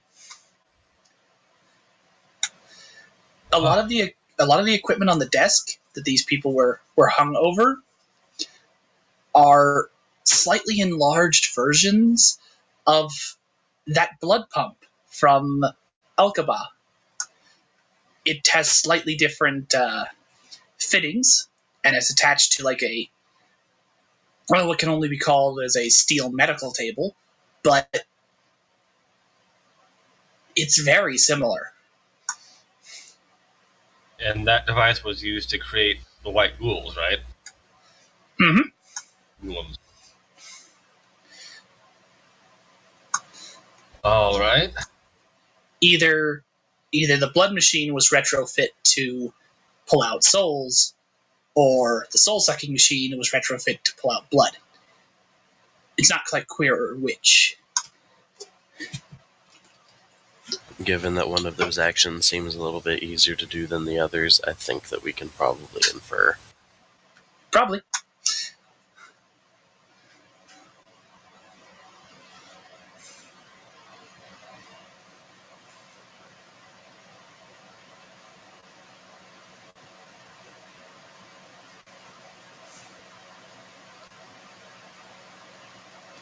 I'll never look at the red cloth the same way again.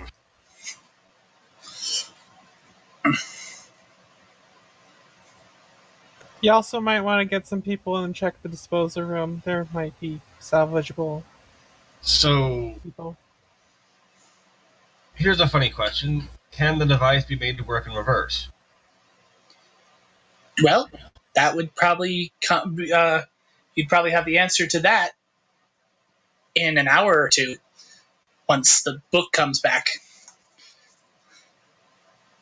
Right? Right. Because otherwise, the put the spark back in process is just going to be us throwing the jars at corpses and hoping for the best.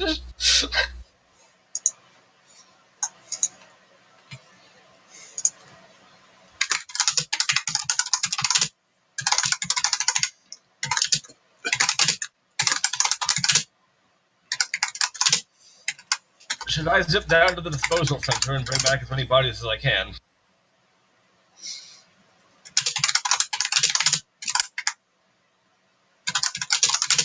Yeah, we should definitely see what's salvageable. Or who's salvageable. You know what, just...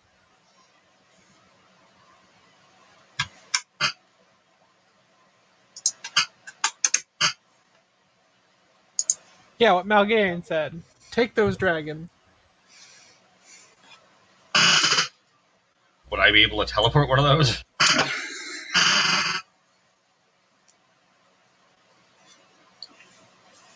I was thinking of doing one of those long ports so that we don't spend all day walking to and from the disposal center. I mean, it's about the size of in scale, it's about the size of a kitten, and it flies. Okay. I'll hop on a dragon then.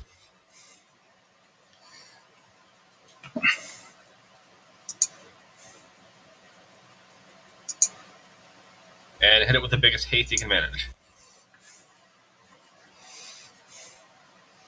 Okay.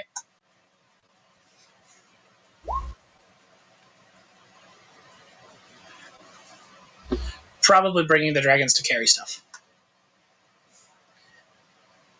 How many 3-inch figures can you stick on a cat? However big a haste that is. That's actually, hang on.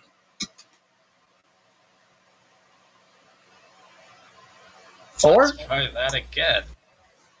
You want to use a fate point? Yeah. Got plenty. You fucking stop for like 3 seconds.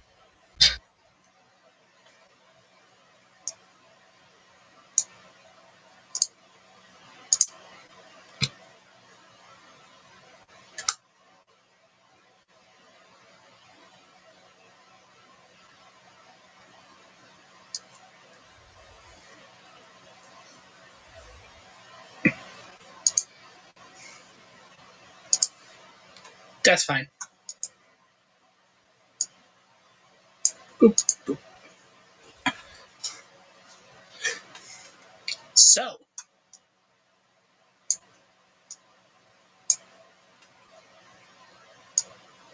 hey Matt, do me a favor. Let's plus 15 speed. Check your Discord.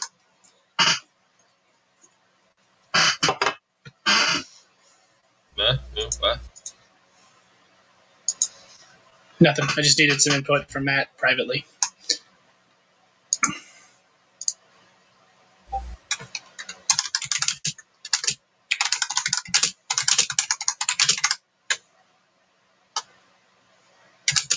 What's DC again? 10 plus twice the level?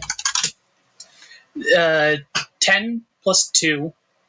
Or, yeah, 10 plus the level of rank you're going for plus 2, right? Okay. 9 is enough for a 4.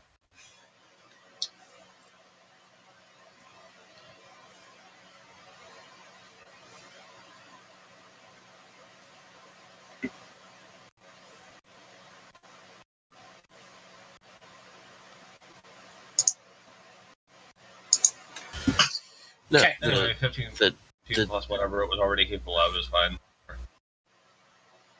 well, because I thought the DC was just 12 plus power level. Yeah, it's 12 too. plus power level.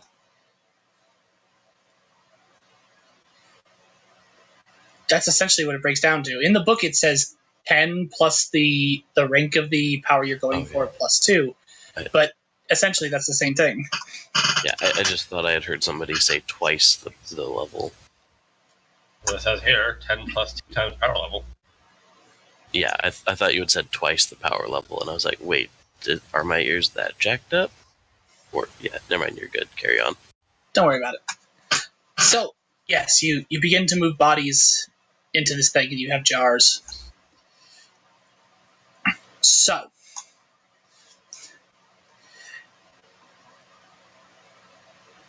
I'm also... Okay, so to describe what you see, Jing, when you enter into the disposal room.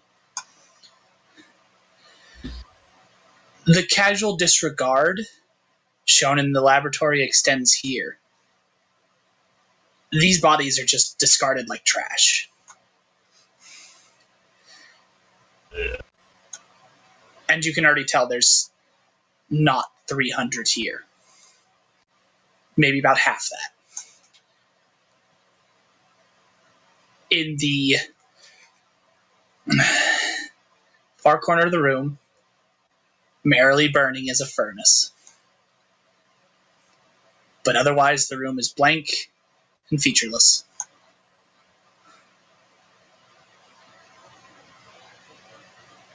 The theme from before fits with these victims as well. Every one of them has some imperfection or deformity. Some of them very small, innocuous things, some of them quite sizable handicaps.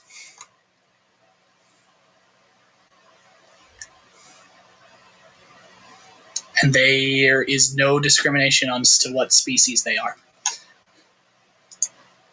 Alright. So it would be the horrific task of stacking bodies like lumber on the back of my dragon. Yep. How's Jing feel about that one? Second, All right, you bring in the bodies. As many as you can. You probably have to make multiple trips.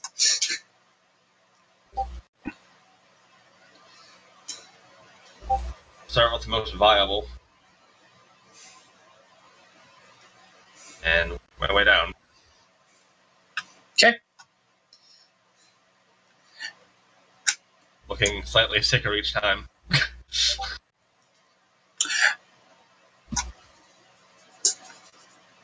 So, Jing arrives with the bodies. The process is finished. And yes, there is a way to reverse this. But again, it's going to take time.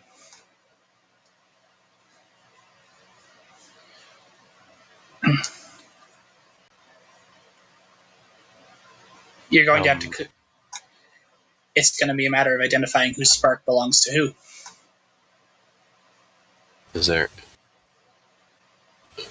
Are all of these planeswalkers having their spark pulled already? All of the bodies that Jing has bound in don't have a spark, yes. The ones that were hanging up on the hook still do. They still do. They're still good. So they are a pending processor. They're also seemingly kind of traumatized. Like, none of them are really talking. Reasonable.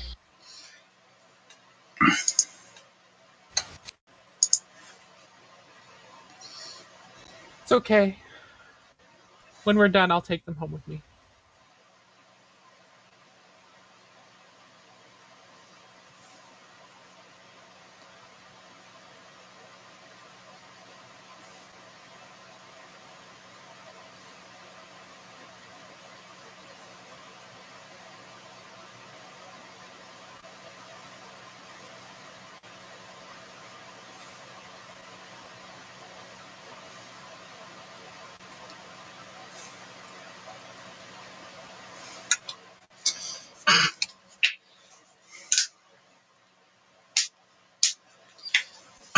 Alright, well, everyone start matching jars to bodies.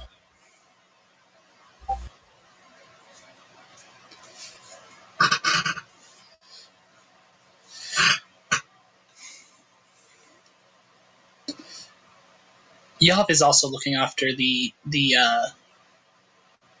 planeswalkers that were hanging there. They're all still kind of mute. I don't think these people are in any state to fight.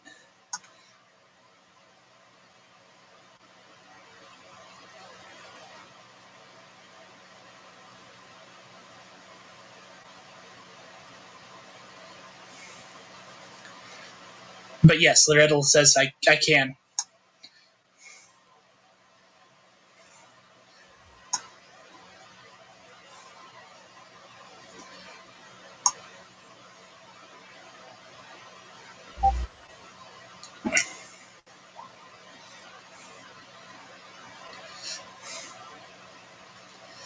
Okay. I guess I could all just jump out. So yeah, what's your move on the Lord? What's the play? Who's got an idea?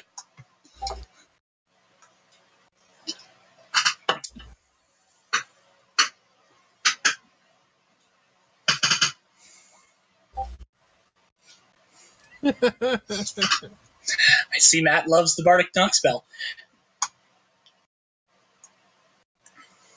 Yes, we knock on the door, say Army Graham, and when he answers, shoot him in the face. Okay, so heading up to the top of the tower then.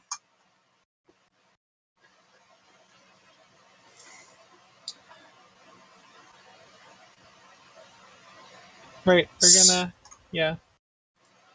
Just everyone be prepared to just blast To- that.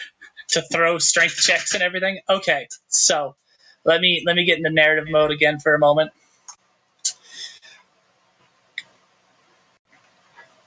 As you climb and fly your ways up the stairs, leaving behind a part of the army, not more than probably about 15 people to organize the getting the hostages out and the bodies and securing the bodies.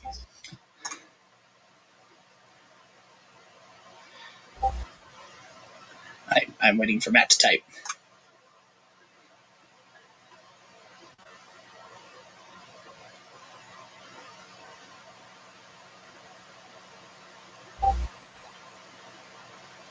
Okay. You realize there's not a door. The tower just leads up to its peak, the capstone. A massive watchtower room. It is carpeted in thick rugs of fine silk, easily a nation's worth of silk. And a merrily burning fire. There's music playing. Soft bard song, recorded on an unusual wax cylinder and a brass bonnet. The man in this room is gigantic. Tall even for the massive creatures that you've seen. And he sits in his room, reading a book the size of a house. And you notice all along the walls and all along his mantle, every table is covered in these odd glass cylinders in which people are illuminated. Your spark is going nuts. There are so many planeswalkers in this room. Easily 2,000. And he sits enjoying his collection. So he kept the perfect ones for his collection and burned the rejects to fuel the effort to get more.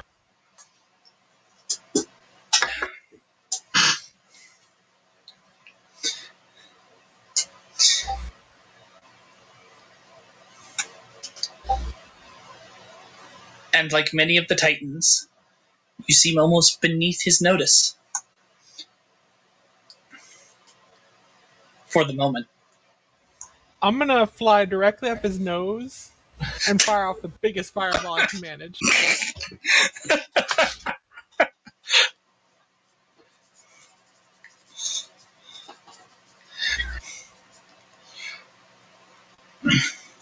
So, hey, remember how you gave me that wand of shattering? Okay, so let me get everyone's battle plans here.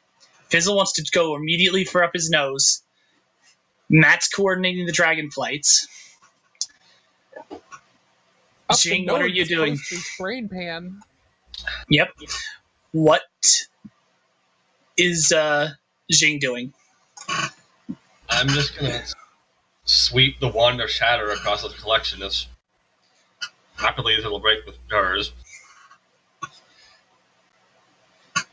Jimmy, what about Tedrix and Tippy?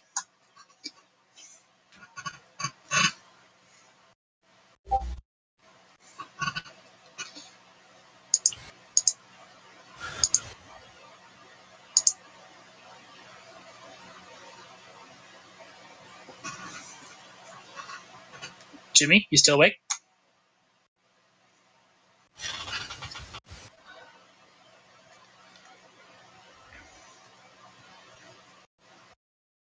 You okay, man?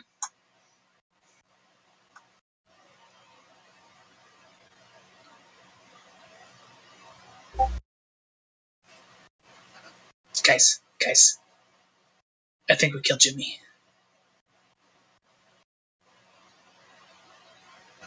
The talk was too Maha. much for him.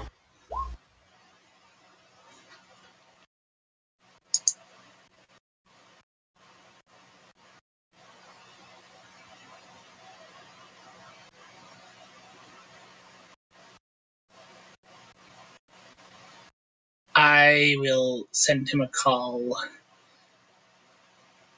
It is almost midnight. You're right. I need to remember that in the future. I'll shoot him a call in a minute because we're about done. Then I'll mute and give him a call. Okay. So let's start with the spotlight on Jing.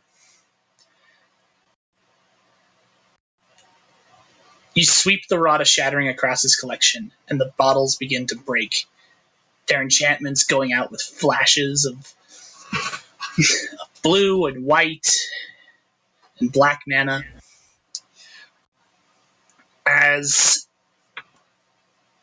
the stasis spell that holds each of them in the jars sedate and preserved forever winks out of existence. And the planeswalker within is none too happy about their confinement. Pretty much every one of them, once their senses come to them, begins to throw magic at their captor. As Jing, teleporting, running, continues to sweep that wand across every jar he can see.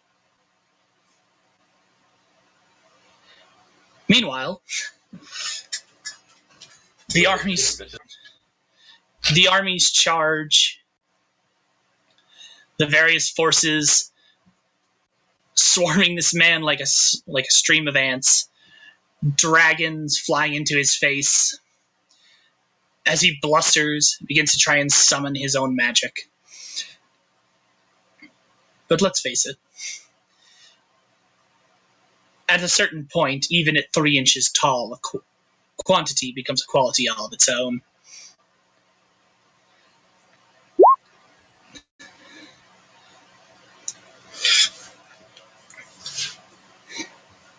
Thousands of tiny blades stab into his golden skin. Red blood flows from his legs as men literally climb him. Dragons unleashing various elemental breaths, igniting the robe he's wearing.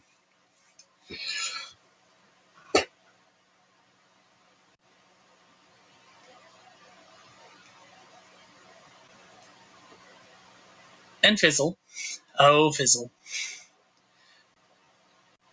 goes right up the thing's nose. Being so small and fills his head with thoughts of glitter that then rapidly explodes. That's the best way to put it. Don't play with 2 mana on tap. You end up plastered against one of his nostrils or at the inner wall of one of his nostrils as he topples over, screaming, flailing, attempting as hard as he can to mount some form of defense, countered constantly. Once they get to the face, it's over. The Lord dies, consumed by magic and dragonfire and the swords of many, many allies. Quiet falls over the room as his wax cylinder begins to skip. And a 3-armed golem shoots him in the face for good measure. Excellent. So, I'm going to take a little break here and call Jimmy, and we'll wrap this up. I'm right here. Oh, you're awake? We thought we'd lost you, man. You kind of did. Oh, I'm sorry. Did you take an old man nap? No, I took a meds or overwhelming me nap. Oh, well, dude's dead. I was going to go on to a little epilogue thing. But I might do that later in the week, I think. Since it is so late. You really need to get out of here, man? Jimmy? I have like another hour before I absolutely have to Okay. cut out. All right. I want to keep the epilogues quick and easy then, and we'll just get them on camera and call this thing good. Okay. Matt's the point. Can you make it that long? For another hour? We'll see. Let's see. All right. The dude's dead. The Planeswalkers are freed. Quiet falls over the room. And I'm going to fast forward a few weeks in game time and ask each person one last time, starting with Fizzle. Fizzle, what are you doing?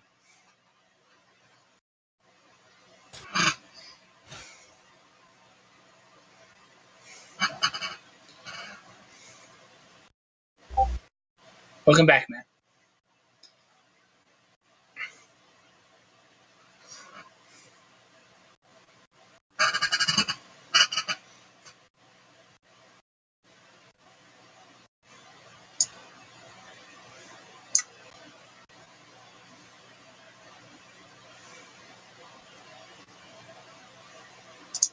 Emily, you there? Sorry. I'm Okay. here. No. I've been talking. I forgot I was on push to talk because the TV had been on behind me. All right. It's okay. So yeah, what's Fizzle doing right, 3 weeks from all this? Fizzle, good to her word, will have taken home every traumatized / resurrected, traumatized, whatever, Planeswalker who wanted to home with her. She has a lot of room, and we've shown she has a penchant for collecting broken things. Oh. And honestly, that'll probably be the majority of what she's spending her time on, trying to help them get back into a good place. I'm going to insert a little something into that. Okie dokie. We see the fairies of the forest. out among the populace outside of Crawley Manor. Tensions seem to have eased. And we're going to close out Fizzle with one last little thing. As a golem with 4 arms and a snake for a lower body knocks on the front door of the Alistair estate and simply says, Fizzle, let's have a talk about those wings. I think we can make some improvements. My work is flawless. You shut your whore mouth. At which point, I think Kethis would probably throw out a interesting counterpoint of, yes, but what if they could shoot magic missiles? Come in, friend. Like,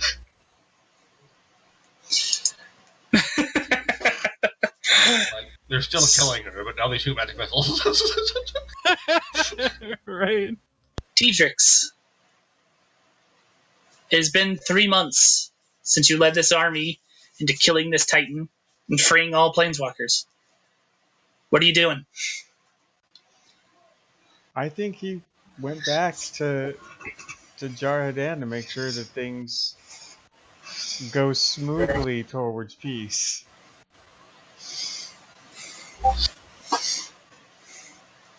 I mean, that giant unified army to go take on the Lord of the Tower was a good first step. Yeah. But I just, yeah, no, there things need to change. The racism needs to stop. And he probably has a lot of traveling to do to make that happen.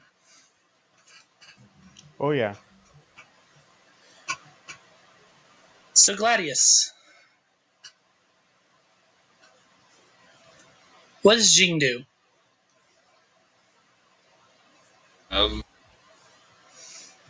I was thinking Jing, Lord of the Tower, has a great ring to it.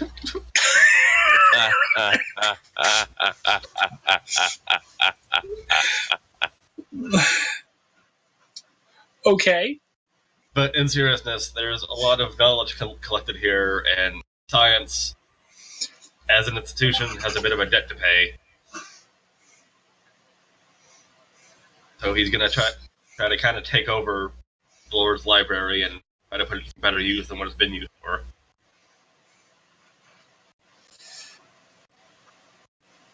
Okay.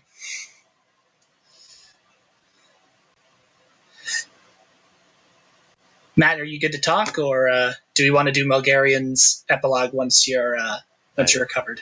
I can do it now. It'll be fine. I just... Okay. Well, here, I'm going to run a test really fast. Okay. Give me 30 seconds, because I want to see how bad it comes out if I'm using the voice modulator. Okay. How terrible is it? It's not that terrible. Disguises most of the illness. Yeah. Oh, good. It sounds like a little deeper than usual, but fine. Okay. Did you see what I sent you in DMs? Yes, it did. Okay, so that part being the thing. After it's been verified that the Lord in the Tower is dead, and everybody's trying to heal their wounded, collect their dead, because even though we could counter a lot of his stuff, let's be honest, he probably stepped on a couple people.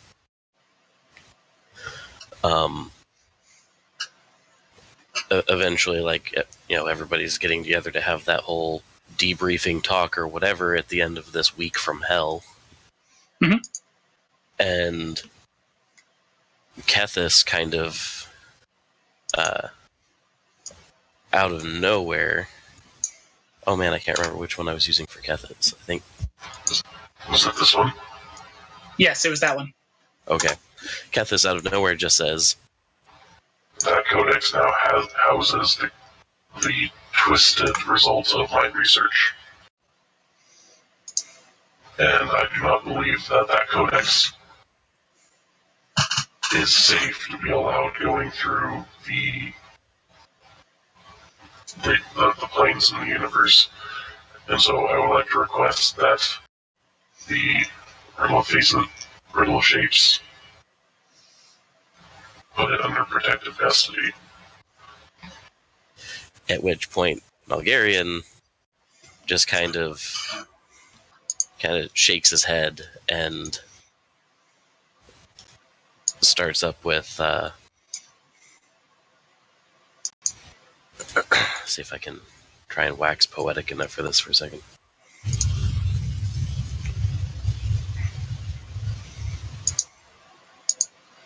Shit, Josh, what was the guy's name again? That made it. Vane. Vane, thank you. Vane's Codex, and the collection thereof, was a mission that I embarked on separate from this issue. With the help of a number of other associates and eventually friends. It was gained for the sake of trying to help secure a future for my plane.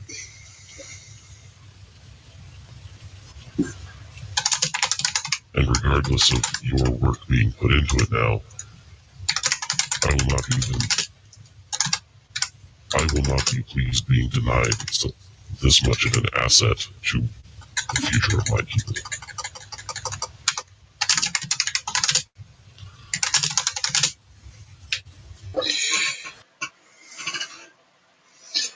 At which point, Josh, pretty much I'm gonna throw it on the table in front of you and be like, what is Riddle of Shapes' stance on this? The Riddle of Shapes is holding the book and thinking on it. And I'm going to write something.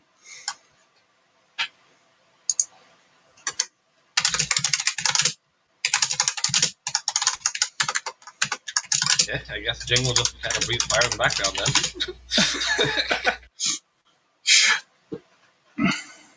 Breathe fire in the background? I feel like I missed something. Just general raid. Oh. Jing gets fired up anytime anyone says, let's censor some information. Oh, yeah, okay, that makes sense.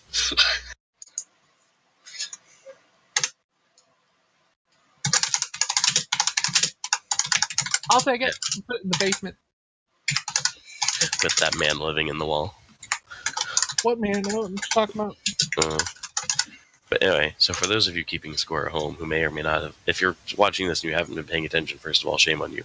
Second of all of this happened because of Kethis' research in an attempt to save his own life by figuring out how to, without dying, pull his soul and his spark out of his body and put it into a golem because he had what amounts to magic aid.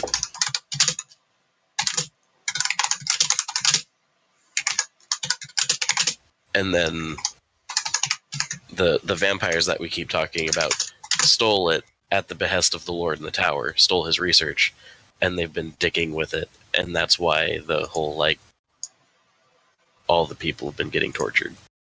He did all the foundational work, and now they've been like, okay, but now how do we do that where we can just use them as a fucking battery?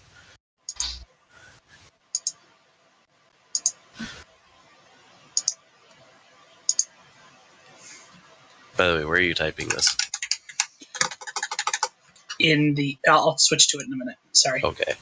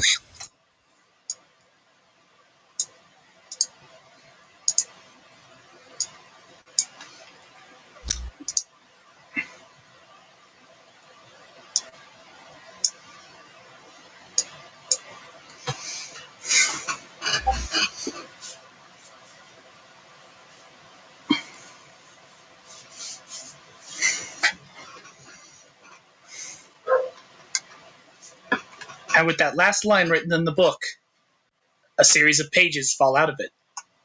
Kethis' notes, all knowledge pertaining to his experimentations. Gone from the book forever.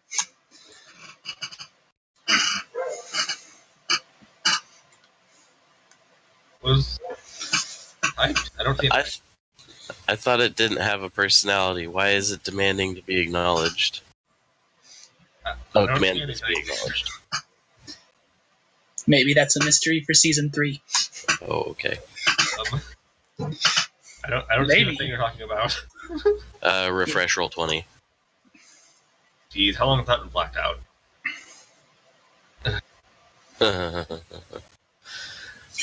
Anyway, at that point, pretty much, like, Malgarian would go and, like, pretty much let the book know that it's like, yes, once, like, it's not going to be just staying on Amulterra, and it would be able to get to go and travel around, etc. But they have a task to do.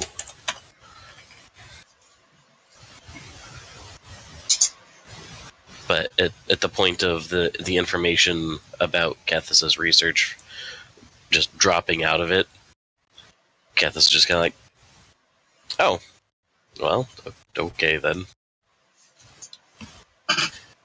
Now, if Kethis gathers up those pages, is there still anything on it, or is that just metaphorical blank paper shit as it data dumps? No, it still has ink on it. He dumped the data. Cool. So Kethis is going to stack up his pages, tap, tap, tap, put them under an arm, and he's going to slither his ass off. So yeah, 3 months later, where's Malgarian?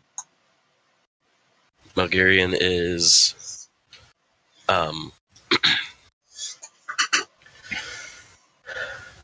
at another meeting of the Dragon Council, having stepped, like, he is still present, but because he is not a Broodlord. He's not there for executive decisions, but he is there in an advisory capacity, both as pretty much they gave him a different title of being the Planar Lord, and with being the one with the Codex, pretty much they're working on a couple of different plans. They're trying to decide, do they try to find a different place to make their home, or do they find a way to vacate the mortal races, like humans and whatnot, from the plane, so that then they don't have to continue this stupid game of chess that they've been having to do? Because, well, the Black Dragons may be all for just, why don't we just eradicate them? None of the other races, for varying reasons, don't want to just go commit to a genocide. Malgarian's flight because, well, they're pretty much friggin' paladins themselves, so genocide bad. The Blues are like, there's too much possibility within the mortal races, and so therefore, why deny that, etc. And then the Greens are like, it's that's not part of the way of things. And so, honestly, like, at the scale, at the time frame that the Dragons of Amulterra operate, 3 months later, they're probably still about locked into that kind of a stalemate, trying to make sure that they all know what they want to do before trying to figure out how to move forward.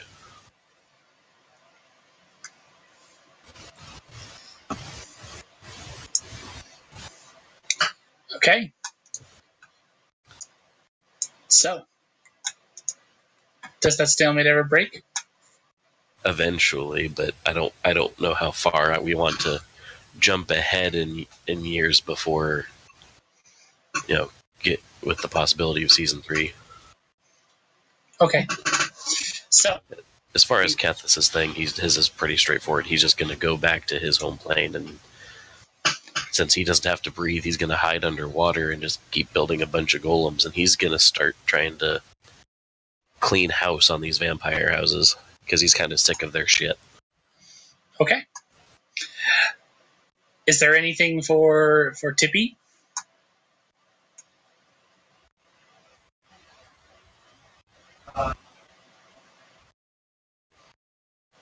Whoops, I forgot my push to talk button wasn't there for OBS. I think honestly, just taking down the Lord of the Tower, she is because she was kind of a probationary or recruit into the whole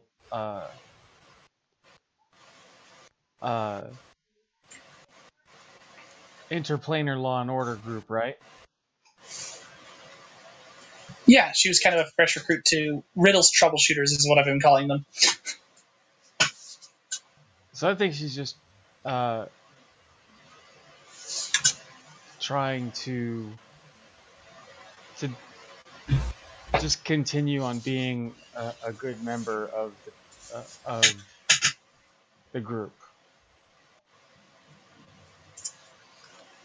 Cool. All right. And so we leave on one last little epilogue. As things get back to normal, the planar glitches slow. They happen less frequently across worlds. But about a week after the death of the Lord of the Tower, reality twists, bends. As we look into the disposal room one more time, the fire is dead and gone. A half-consumed body lies within it. As a crack breaks open, leaking purple light, and a tendril of deep purple smoke slides into the tower room and into the furnace,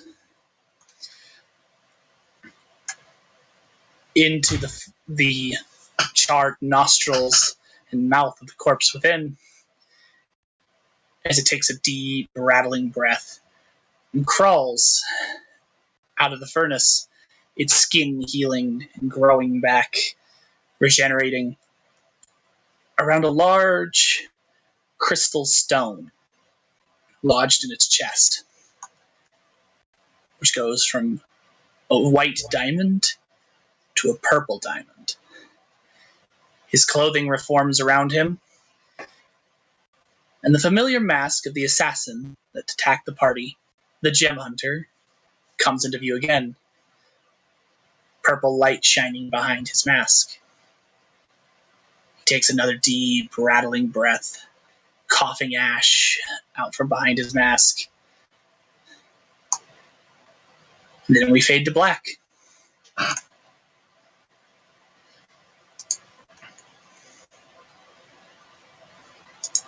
Huh.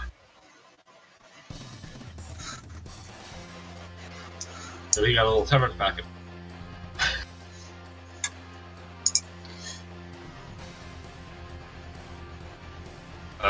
So was Amatrain among the captured? Yes. Okay. We'll probably have to get to her a little later. But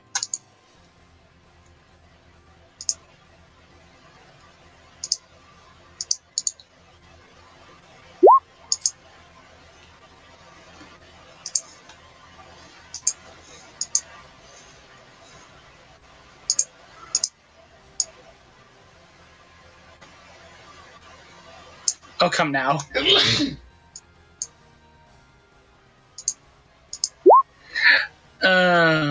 Oh my.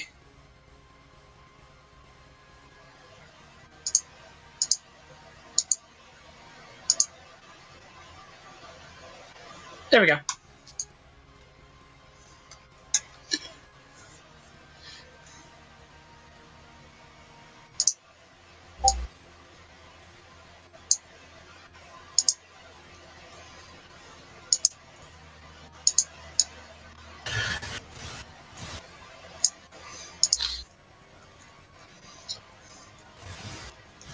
Cut it whenever you're ready, Jimmy.